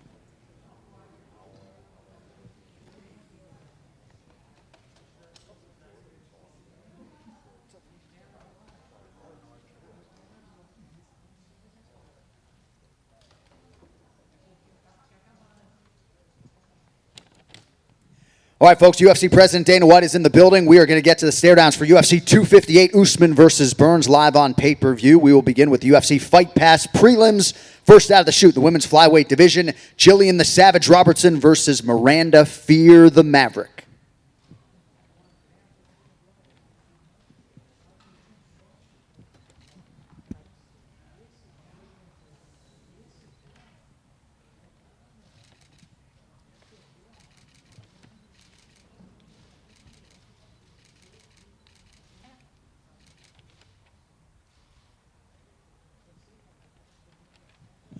All right, next up in the UFC's welterweight division, Gifted Gabe Green versus Phil the Fresh Prince Rowe.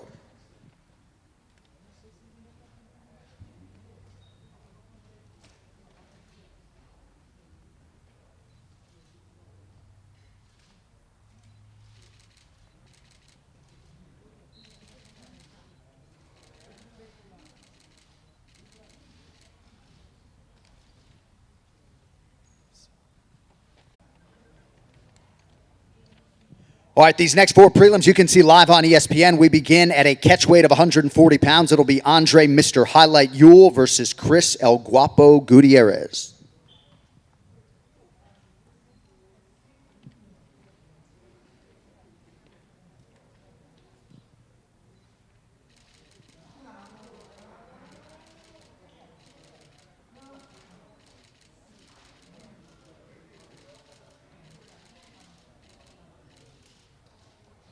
All right, moving on now to the UFC strawweight division. It'll be Poliana Viana versus Mallory Martin.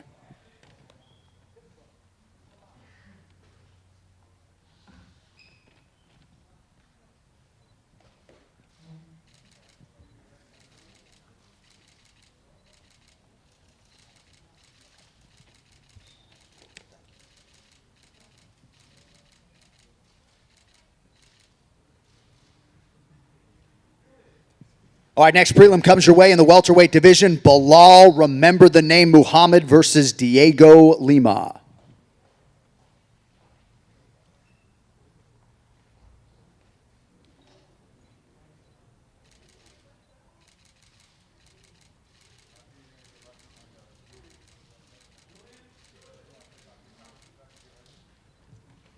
All right, and our featured prelim in the middleweight division, Adolfo Vieira versus Anthony Fluffy Hernandez.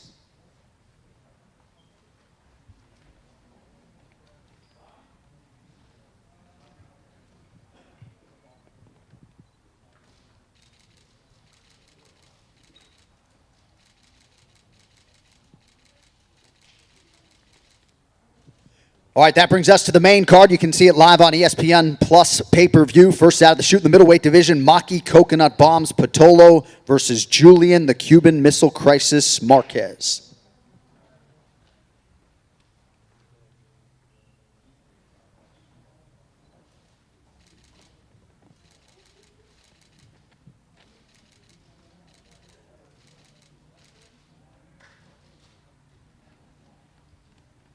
All right, next up, it'll be a featured bout in the middleweight division. 9th-ranked Kelvin Gastelum versus number 15, Ian the Hurricane Heinisch.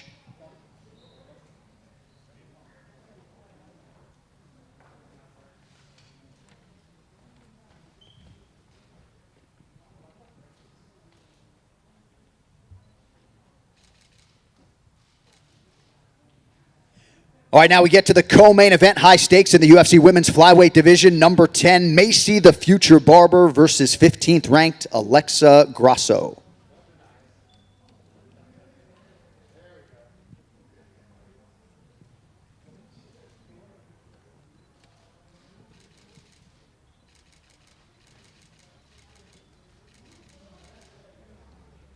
And finally, our main event for the undisputed UFC welterweight championship, Kamaru, the Nigerian Nightmare Usman, making his third defense against number 1 contender, Gilbert Durinho Burns.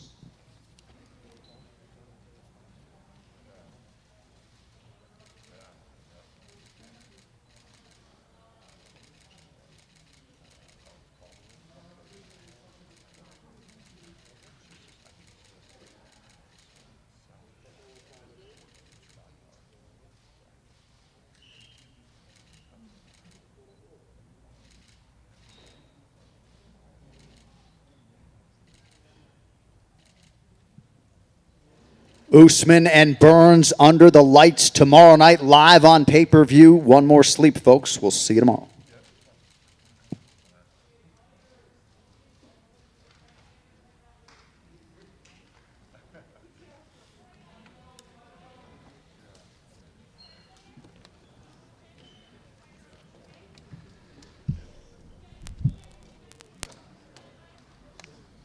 UFC President Dana White here for a scrum just as soon as possible.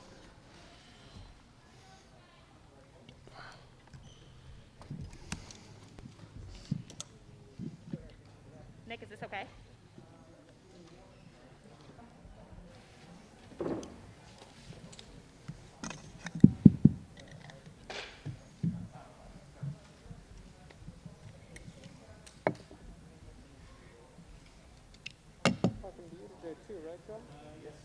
Good? Okay.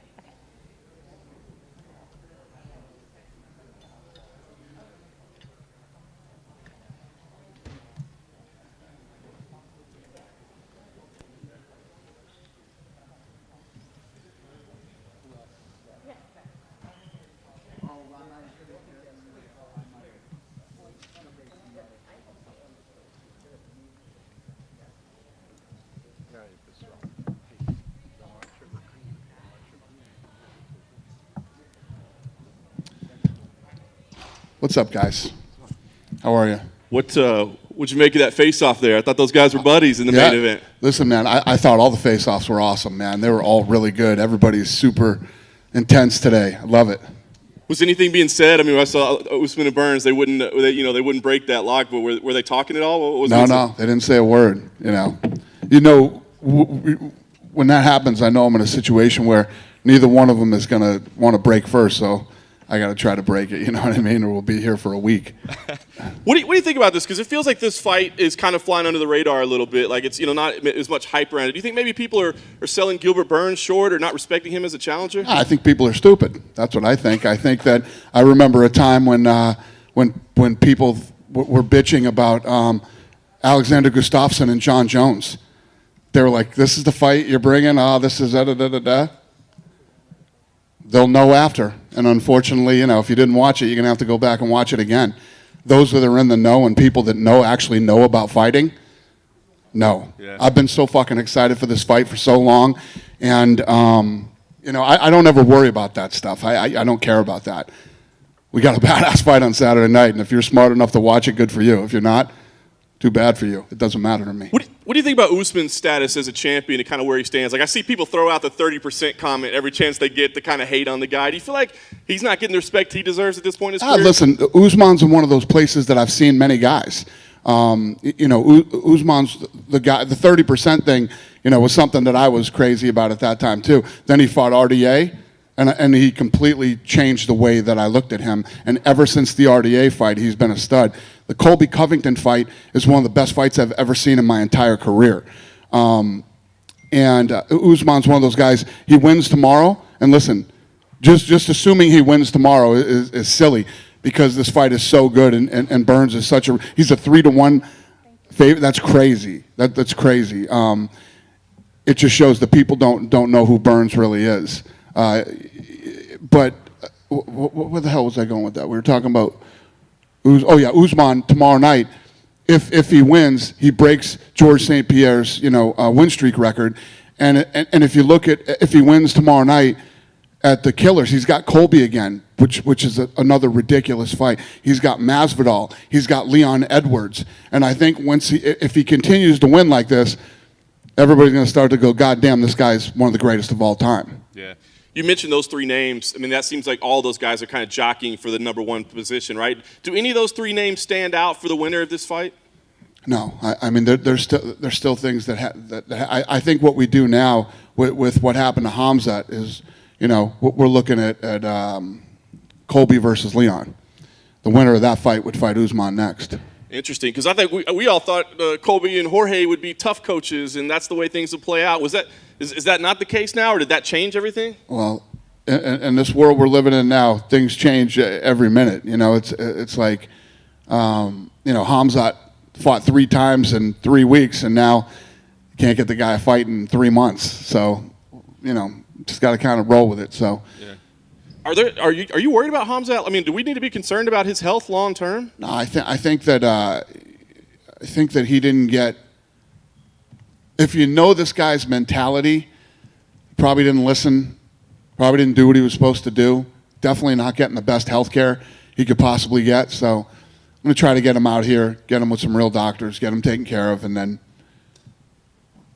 get him set again. We had a conference call with his people yesterday and Doc Davidson, so we'll get him straight. Nice. This Colby Leon thing, is that the fight? I mean, do we count on that? Does that look like it's definitely? No, I mean that's what makes sense right now. That's the fight that and for a guy like Leon accepts the fight with the number 15 ranked guy who is a savage. Nobody else wants to fight this guy.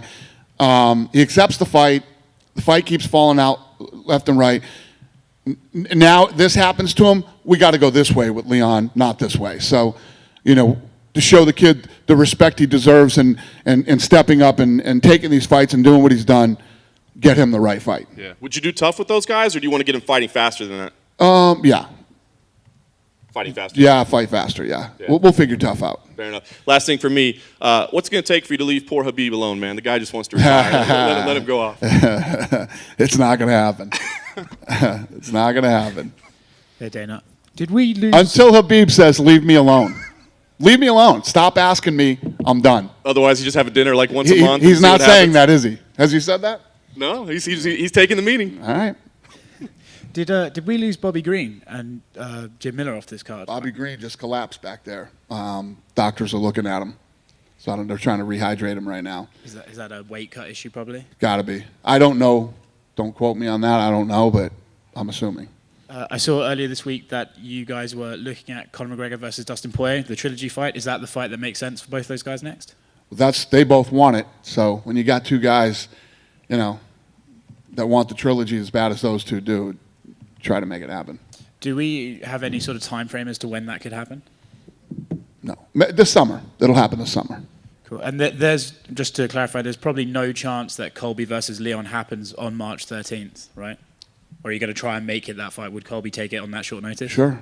I think Colby's been training anyway. I think Colby's ready to fight. I don't know, but we'll see. I mean, this thing just happened yesterday. We're still scrambling. I can't give you dates, and we're trying to figure this stuff out right now. Thanks, Dan. Yep. Dana over here, on your right. Hey. Hi. Hi. Dana, for the last year, essentially, you've been very committed fights at the Apex or Fight Island. Recently, you confirmed you guys are working on Singapore and going to Asia. Just with everything going on, I guess the decision to expand past these two locations that we've been used to. Yeah, well, the one thing I also told you is I'll be first. I guarantee you that I'll be first before anybody else goes. I'll be the first one to sell out an arena or a stadium or however it plays out. But we've been talking to, obviously, Florida, who's been an absolute, stud state since this whole thing started. And now even Vegas, we're talking. So we'll see what happens. But I have the Apex, I have Fight Island, and I have, if it doesn't go that way, I'm good. We're dialed in. Do we have an idea about the fan situation that we might see in Singapore, full capacity, half, etc.? That I don't know. I don't know what we're going to do as far as fans. I think that if we do a full capacity fight, it'll be Florida or Vegas. We know that, we don't see it as much here in the United States, but Zhang Weili, obviously a big deal. Or Abu Dhabi, actually. I don't know how I forgot about it. Or Abu Dhabi. Got it. We know Zhang Weili does amazing numbers in Asia, being from the area. I want to know if you're planning to kind of stack that card. Her countrywoman, Jian Xiaonan, that fight seems to be something that could be big in China. Is that something you consider putting her on that card with Weili? Yeah, we'll have a lot of talent. Asian talent on the card. Obviously, if we're in Asia, we're going to stack it with the proper fights for that market. Thank you. Yep. Good. Yeah. Have you gotten the vaccine yet? Have I what? Have I gotten the vaccine? Possibly. Thanks. Yeah. Oh, I was just wondering, Gina Carano, she's been in the news lately, and I know the UFC's basically had more of a stance of letting the fighters speak their mind. I was just wondering what your thoughts were on that. Leave Gina alone. Listen, we make mistakes. We all make mistakes. For everybody to go in on her. I love how Ariel Helwani made it all about him. It was all about him. Such a douche. But, yeah. Any more details on the potential lightweight tournament? That you mentioned? No, we don't have anything done yet. But if you look at number 1 through number 9, number 9 being Peniel, who was very upset last week and felt like he should be talked about, and he's right. So number 1 through number 9 is all the baddest dudes in the world in that division. So we'll start putting those fights together soon and determine who gets to fight for the title, vacant, or Habib. So is the tournament to determine who the champion will be for the lightweight division, or that's separate? You're going to have that determined separate? What's the question? The lightweight tournament. Yeah. Is the tournament going to determine who the champion is? Yeah, it's not a proper tournament. It's we'll space these fights out and yeah, those fights will determine who gets a shot at the title or fights for the vacant title. Cool. Thanks. All right, buddy.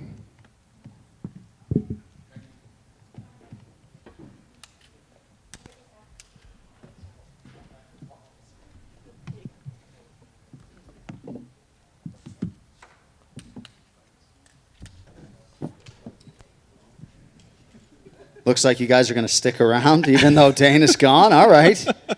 John, did you have to recuse yourself from calling the Bilal Muhammad fight? Is that too much of a conflict of interest there for you? So if you don't know what John is talking about, Bilal Muhammad has a video podcast with my twin brother under the Anik and Florian podcast banner.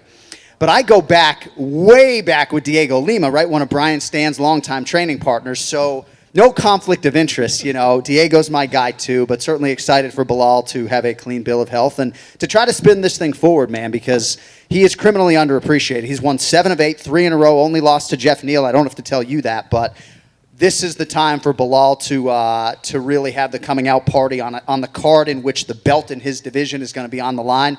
He's prioritized a finish, and certainly is going to help his show if he can get that done, so we'll see. Nice. You guys prepping for this event, you got a taste of having crowds back, right? And now you don't again. Did that change anything the way you're approaching your job, or just just the way you experience it? It can't change my approach, but I'm a fan first, and I really appreciated having those people in the building. Even though we had hockey boards between us and the fans, you could be sure I was going over there and trying to incite them and talk to them. But I can't wait till we have fans back in the building. I feel like even if it's 2,000 fans, they can sound like 10,000. And as you guys know, any of you that were there for UFC 257, that crowd brought it. So, dude, say the word, man. I'll take extra COVID tests if need be. I want fans in the building. Nice. As you were prepping for this main event, man, I think we've been hanging on every guy's word between Usman and Burns, trying to figure out which one of them actually got the better of each other in training. What did you take from it in your extensive conversations with him? Have you figured out who was beating who in the training room? It seems like Gilbert has a lot of confidence that he can submit Kamaru if this fight happens extendedly on the canvas. I think Kamaru has been more tight-lipped, and that's obviously been his approach in the past. I think what was most interesting to me was to hear what both guys had to say about the friendship, because Kamaru Usman seems to think that maybe he overstated the friendship prior, and now maybe they're just going to be acquaintances, whereas Gilbert, I think, would love to bury the hatchet as soon as this fight is over and sort of rekindle things. So they seem to be in different places. My informed speculation is that even though Kamaru would have accepted the title fight if he was in Gilbert's position, he didn't necessarily love the way Burns went about certain parts of this process. So, hey, man, they're going to lock that door behind them tomorrow night, and I think we're all curious to see how it'll play out. Yeah, and you always do such a good job of like setting the stage and kind of framing the story. For you, what's most intriguing? I mean, is this all about the former training partners? Is that the main storyline, or to you, is it more the stylistic matchup? You know, because I think you can look at it both ways. There's kind of the surface story, but there's also how does that grappling match up? So which one's the big story for you? Well, if I had to pick one of those two, I think it's hard to get too far away from the relationship, because other than having genuine heat on a fight where two guys really don't like each other, this is as good a backdrop as you can get because it's heat. It's just a different type of heat. But to me, the big untalked about storyline is that Kamaru Usman is trying to break George St. Pierre's record for the most consecutive welterweight wins. And we can talk about Bilal being underappreciated and Gilbert Burns maybe being underappreciated by the odds makers and the professional bettors out there. How about some love for Kamaru Usman? I mean, this man has put on paper one of the most dominant careers in any division in UFC history, and you start to invoke the name George St. Pierre, you start to pass that guy, you put yourself in a Hall of Fame jacket pretty soon thereafter. So that's a big storyline for me as Kamaru looks to continue his welterweight greatness. Yeah. Last thing for me, I mean, obviously this has all been all about the main event, the title's on the line, but I think the card's kind of deep in terms of like matchups. So is there one fight in particular or one fighter in particular that you're looking at that's really standing out to you that maybe, you know, people should be getting ready for and paying attention to? I remember when Alexa Grasso made her UFC debut and how highly touted she was at the time, and now she has developed into a five-tool fighter. So wicked excited for the co-main event to see Macy Barber back, obviously. You know how we all feel about her. But for me, I got my eyes on Kelvin Gastelum, and I hate to focus solely on the pay-per-view when you ask me this question, but Kenny Florian said to me this week, we're going to know with Kelvin Gastelum if that championship hunger really remains, if he has what it takes to get back to where he was going into that Adesanya fight in 2019, a fight in which he was very competitive. So to me, Kelvin Gastelum is a huge story and storyline going in here. Does he have what it takes, you know, to beat a 2-1 underdog in Ian Heinisch, who is hungry, who is primal, and is ready to take his ranking in the top 10? So we'll see, my man. John, over on the other side. When we spoke to you on Fight Island, you said Kamaru hadn't quite reached that part of his reign that he would be a massive betting favorite like the Habibs and everyone. Do you think a win over Gilbert Burns is enough to propel him into that upper echelon of betting favorites? That's a good question. Maybe this will be the win that does it, but it's interesting to hear Dana talk about, you know, Gilbert Burns maybe not getting the respect. And ultimately, as you guys know, they're trying to draw two-way action. So I think it's properly priced, if I'm being honest, you know, like I think minus 270, I think Kamaru Usman deserves that distinction. Is he going to get into Shevchenko territory? I think it's harder in the men's game to think that he would ever get there. But I can understand why people, if it drops to minus 240, would see tremendous value on Kamaru Usman, right? We talk about Macy Barber, right? Minus 850 in her last fight against Roxanne Modafferi. So say what you want about Alexa Grasso, but Macy Barber's plus 125. You're getting her at plus money when you had to mortgage the farm to get her last time. So we'll see, but I think Kamaru deserves respect that he gets. How'd you make out on Sunday? Biggest hit of my career, you know, as a sports gambler dating to 1996. I was sort of progressively betting the Tampa Bay Buccaneers all season long. I think the best price I got was 14-1, but went to that plush new Circus Sportsbook last night, and the money is over at the Courtyard by Marriott if anybody wants to break into my room. It's there right now. Jon Anik over here. John, obviously you're one of the premier play-by-play guys in the sports game, particularly mixed martial arts. How do you keep going back to, what do you work on to keep getting better year in, year out, this far in the game in your career? So I think the hardest thing for any of us is to listen back to your work and watch your work, and it's very much an inconvenient truth of the business, because even though I've been doing this a long time, and I think maybe my work is less cringeworthy now than it was in 2011 when I started, or where I was doing Bellator 1 in 2009, it's still hard to listen to yourself, and we've never had a perfect show. There's always room for improvement. You know, I've worked a lot on being more concise, and especially in a three-man booth, that's something that I need to be. And also just to allow the action, especially in a COVID-19 climate, to kind of speak for itself. Sometimes we don't even have to go to the corner to actually hear what a coach is saying. So that's been a particular area of focus for me. But my system, I don't think, is broken. So in terms of the preparation, I'm really trying to keep things the same way. And even today, we're dealing with a variable where it looks like maybe Bobby Green might not be able to compete. You know, that has a trickle-down effect for the live production team and the scripts and everything else. So never a dull moment in the fight week, in the fight game, and not a fight week goes by where we're not dealing with some form of challenge. But just trying to stay sharp and watch myself back as best I can. We know Dana White is infamous for he has his phone next to him during the whole production. Can you remember the first time that phone rang and he had notes for you? So when Joe Silva was still here, I know at times Dana would maybe send a text message to Joe Silva and say, dude, Anik better clean this up, or this is going to be the last show he ever works, you know? So, but I think it's tough love, and I think it's a motivating thing for me. Like, I don't know that I want bosses like Craig Borsari is my direct boss. I don't know that I want bosses who are massaging me all the time and telling me how great I am. I think it's motivating, the tough love. But it's been an evolution, right? I mean, I started in 2011, and I certainly feel like I'm in a better place now than I was back then. But as I said, man, we've never had a perfect show. And ultimately, in a lot of respects, I turned in the journalist card to become a promoter. So ultimately, I'm out there to execute the vision of the promotion. And when I don't do that to the best of my ability, or I don't do that the way they would like me to, I'm going to hear about it, and my skin is getting thicker by the day, thankfully. Thank you, John. Thank you, man. Good. Thank you, guys.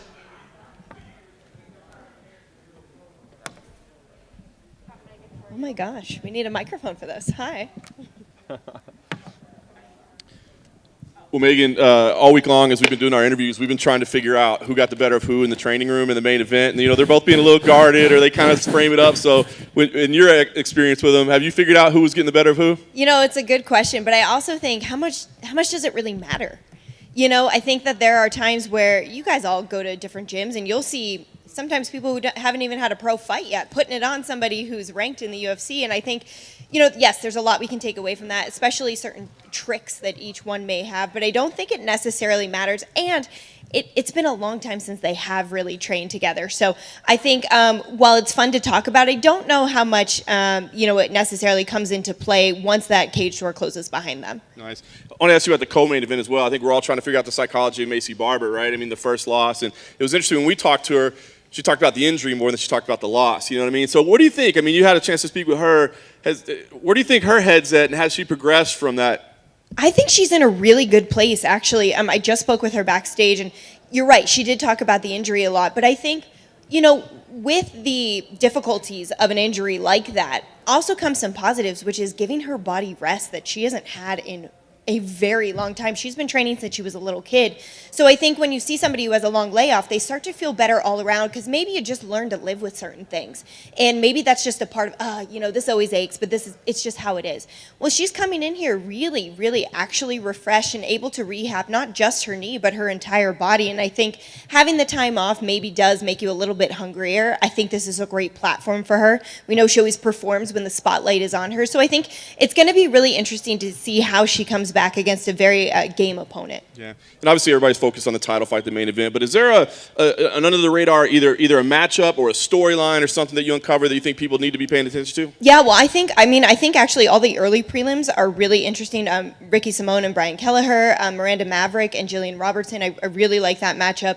I think there's some great ones. Kelvin Gastelum and Ian Heinisch. The tide can turn either way in that matchup. There's a lot on the line there. So I think this card is actually very stacked. I think there's a lot of talent on there, and I'm looking forward to, really from that first fight on, I think there's going to be a lot of great action there. Nice. I saw you tease on social media, UFC Connected, a new project. what can you tell us about that? Yeah, so there, UFC Connected is a new magazine show, which TBD on the date it airs. I guess somebody should have told me that, but I really don't know. But there will be an English, Spanish, and Portuguese version. I am your English host, and so, hopefully we'll be doing those around once a month, maybe even more often.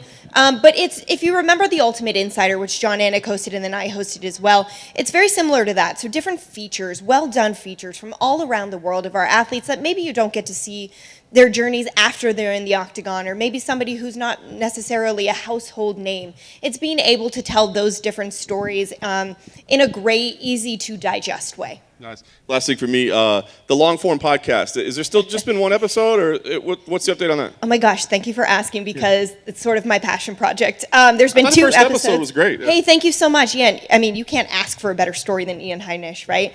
We had an episode with Rose Namajunas, and then hopefully we will actually start recording. We have my list of interviews I want to do for that is a mile long, and I feel like they're probably so annoyed with me in the other building with how much I'm kind of asking for all these extra projects. But it's something I found that fighters really resonated with, being able to tell their own stories in their own words. And yes, we know so much about them once they get into the octagon, but what makes a fighter?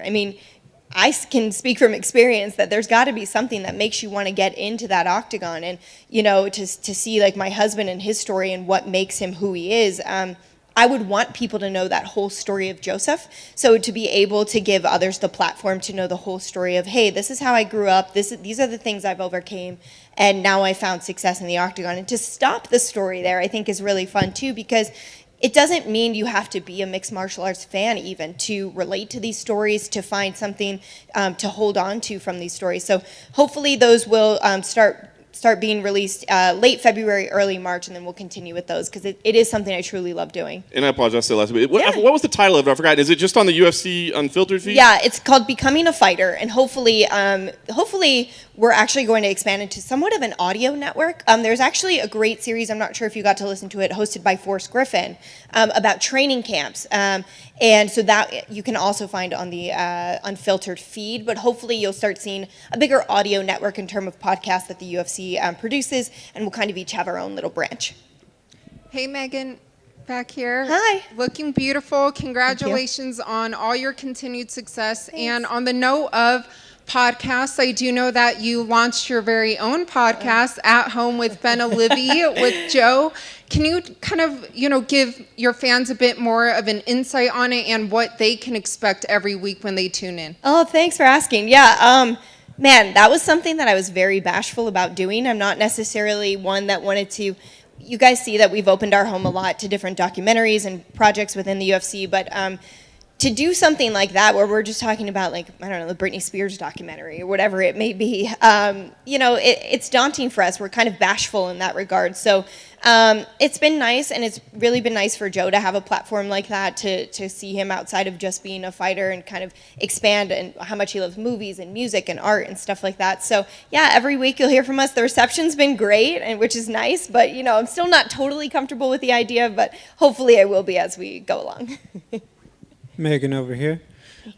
Megan, watching the broadcast, a lot of people want to know, how do you pull off the disappearing act when you're doing the hit during the walkout? Can you explain how that's shot and just what you're doing that we don't see off camera when you disappear? Yeah, that's a good question. We work with the most talented production team in sports. I swear, the things that we are able to do, the creativity, and so those shots are something we do rehearse. I come in much earlier before everybody else, and so we'll spend time, and that's something we have to nail. So in rehearsal, whatever I say for however long we go, that's what we plan on. So we release fighters for their walk based on how long I took during those rehearsals. So I have to be exactly how I was in that practice run. And so what you'll see is I'll walk forward, the camera will pass me, someone actually opens the stanchion, and then I exit, the fighter walks by. So hopefully no one ever runs during that time, because it would not work out if they did. Thank you. Thanks. Good. Thanks, guys.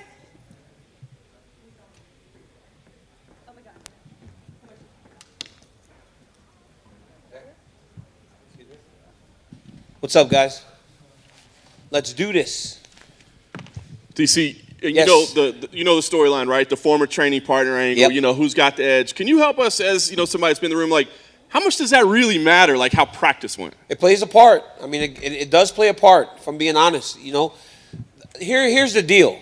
Generally, the challenger or the guy that isn't holding the belt doesn't call for it unless he saw something that makes him believe that he has a shot, right? So when I say something like someone knows who won those goes, one of those guys know. And I think Usman separating himself from the training camp, distancing himself from those sessions, allowed for him to refresh his mind and forget about what happened if Gilbert got the best of him, or allows him to refresh and say, you know what, I was getting the best of Gilbert before, I need to maintain that over him. But one of those guys know who won those sparring sessions. So where does the edge lie? Is it strictly like psychological and mental, or is it tactical? Because like, hey, I know exactly what he does in this position. I know how what his go-to is. I think it's more of trying to get him to a position where you might have had more success. So if there's a position on the ground that Gilbert Burns had a lot of success in, he'll force that, try to get it back there.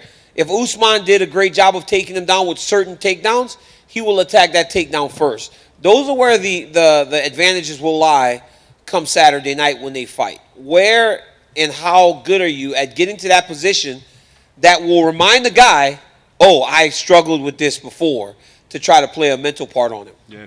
And Usman is nearing these like record-breaking levels, right? I mean, do you get the feel that he's underappreciated as a champion? I think Kamaru Usman is fantastic, and I think that the way that he is perceived in the world of mixed martial arts, and not only mixed martial arts but in sports, is a bit of a disservice, because the guy has not lost a fight since he's gotten here. He is a dominant champion, a guy that has shown on so many occasions that he can go and fight with anybody. I think that the fight with Colby Covington showed a different level of who Kamaru Usman is too, because that was difficult. He couldn't take him down. He fought where he was uncomfortable for 23 minutes and finished a very tough Colby Covington. Kamaru Usman is underappreciated, if that's even a thing, when you've won and defended the belt in the fashion that he has to this point. Yeah. As dominant as he has been, I am curious, so this is why I'm so intrigued by this fight. Is Burns like the perfect stylistic matchup to potentially beat him? And that's why I think this is so amazing to everyone. Anyone in the know, anyone that has any knowledge of fighting understands that this is the toughest fight for Kamaru Usman. Not only because of the shared time in the gym, but also because of the way Gilbert Burns fights. I mean, the guy's fast. He has unbelievable knockout power. Second to none jiu-jitsu. And just a confidence about him right now. It's going to be very difficult for anyone to figure out. Stylistically, mentally, physically, Gilbert Burns matches up as well as anyone in the welterweight division. And this is the absolute best fight that the UFC can make at 170 pounds. Yeah, I agree. This has been all about the main event, but is there a fight or a fighter that caught your eye this week or that you're just most excited to watch? There are some tough fighters on this card. Up and down the card, people are trying to really raise their stock and go to the next level. I think you look in the co-main event, that's a fantastic fight. Macy's been away for a while, and she's fighting Alex Grasso, who looked fantastic since going to 125. Then honestly, I think that Miranda Maverick is, after her debut performance out on Fight Island, has a very tough fight in front of her with Jillian, and it's going to test and show whether or not this young lady is ready to go to the next level. And it's up and down the card. I hear they're yelling in the back their names. Like, I can't list everybody. I don't even know. But a lot of great fighters, a lot of great fights, and I'm excited. I'm excited to be a part of it. Nice. Last thing for me, have you yet, or are you planning on pulling Dana aside and telling him to leave your boy Habib alone, let the man retire and enjoy himself? You know what, man? I think you continue to, as a promoter, you have to do that, right? We have to understand that as a promoter, you have to get one of the biggest stars in your organization to try to fight, right? So if there is an inkling of a chance, you continue to press down that path. And that's what Dana's doing. one thing I do know, though, if Habib has his mind set on something, it ain't going to change. I was going to say, do you think there's an inkling of a chance? Because Dana said, he's like, hey, he's taking the meeting, right? He's going to dinner, right? Well, he's constantly going in there, right? So obviously, if he's meeting with him, if he's talking to him, you don't know, right? Because Habib's respectful. So if Dana White says, let's go to dinner, he will go. So you never know. I don't know what it is. I actually don't spend much time thinking about it at this point. I'm just going to see when it happens, it happens. If it doesn't, it doesn't. We'll just continue to live our relationship as it is.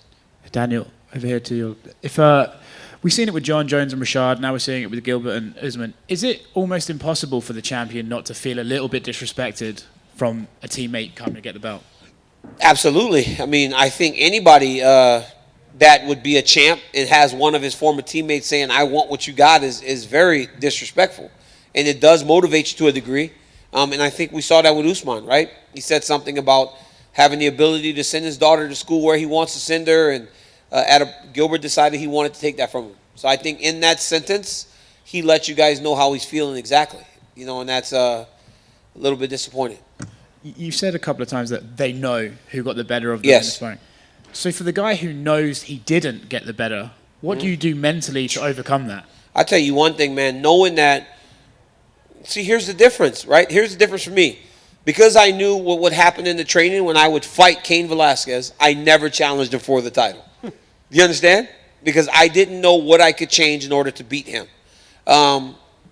So whoever didn't win, it must be close enough to where they feel they could make the necessary changes in order to change the outcome of what was happening in the gym.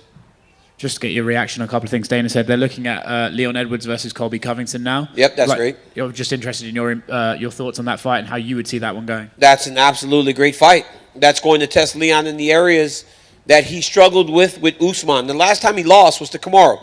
And Kamaru took him down a lot of times, right? Colby will try to take him down a lot of times. If he shows a mass improvement and can beat Colby Covington, then maybe you say, you know what? Him and Usman in a rematch, if Usman wins this weekend, makes sense now. Now we can justify that the result may change. It's a fantastic fight. I still wonder why not Masvidal? Those guys have a lot of history. Masvidal punched him and 2 strikers. But in terms of seeing if Leon Edwards has made the changes to challenge for a title, this is the matchup. From a fan's perspective, probably the matchup with the chicken reference. What do you do with Masvidal now? I don't know. I think, certain guys, like, they get to a certain point in their careers where they kind of pick and choose. Sometimes you end up as the odd man out. So right now, what happens? I mean, Nate Diaz wants to fight again. Maybe you go back down that path. There are options for Jorge Masvidal. And then Dustin Poirier versus Conor McGregor. Looks like that's the one it's going to be. In your mind, how did you see the second one play out, and what do you think could happen in the third one that's different or even the same? Well, Conor had success in round 1 of the second fight, right? But Dustin started to really find his timing and found a real weakness in Conor's game. 4 months, 5 months, I don't know when they're going to fight again, but that is a lot of improvement you need to make in a certain area in terms of McGregor in order to counter those kicks. That's a quick time and a quick turnaround to try to change it. So, dude's got some work to do, but he's got a great camp behind him. And but man, Dustin Poirier is a dog. He said it. He said, I don't love doing this no more, but I'm an absolute dog. And he'll be ready to fight again. Last one from me. John asked if you're going to ask Dana to leave Khabib alone. Are you going to ask him to leave Ariel alone? Oh, no, that's not my business. I tell those guys all the time, that's between you. Listen, Ariel's my guy, right? We don't all have to have the same friends. But he's my guy, and I enjoy doing my show with him and everything. So they've never asked you to play Peacemaker, DC? Ever? Who? Between Ariel. those guys? No. I told them I don't want to deal with that. I don't deal with any that. Listen, man, those guys had a great relationship in the past, so something must have happened to change it, but that's on them. All I can take care of is my relationship with the guy. I listen to you every Monday. What's more annoying, the promo code never being DC or the fact that he has a new holiday every week? Well, the holiday thing the holiday bit's pretty funny. I like it. Now, granted, listen to this. The holiday bit has now become a thing because on SportsCenter now they're doing holidays. I'm like, you guys stole our deal? Like, so they're stealing our deal on SportsCenter. So it's fun. It's a fun show. I enjoy it. I enjoy being able to do all the stuff that I love so much. So it's good. Real quick, what's more likely to happen? Ariel talks to Habib again or Ariel talks to Dana again? I think when you look back on Dana and Ariel's relationship, that would probably be the one that would come together because they had a good relationship in the past. But again, I can't really speak to those guys' relationship. That's on them. I can only maintain my relationship with the boss and then my relationship with Ariel and opposed from each other. And those, to me, are good. Thank you. No problem. Over here, other side. One more. Okay, one more. Yeah, Okay. last one. What's going through your head when you see 43-year-old Tom Brady win his 7th ring? Absolutely nothing. How much I'm enjoying retirement. All right.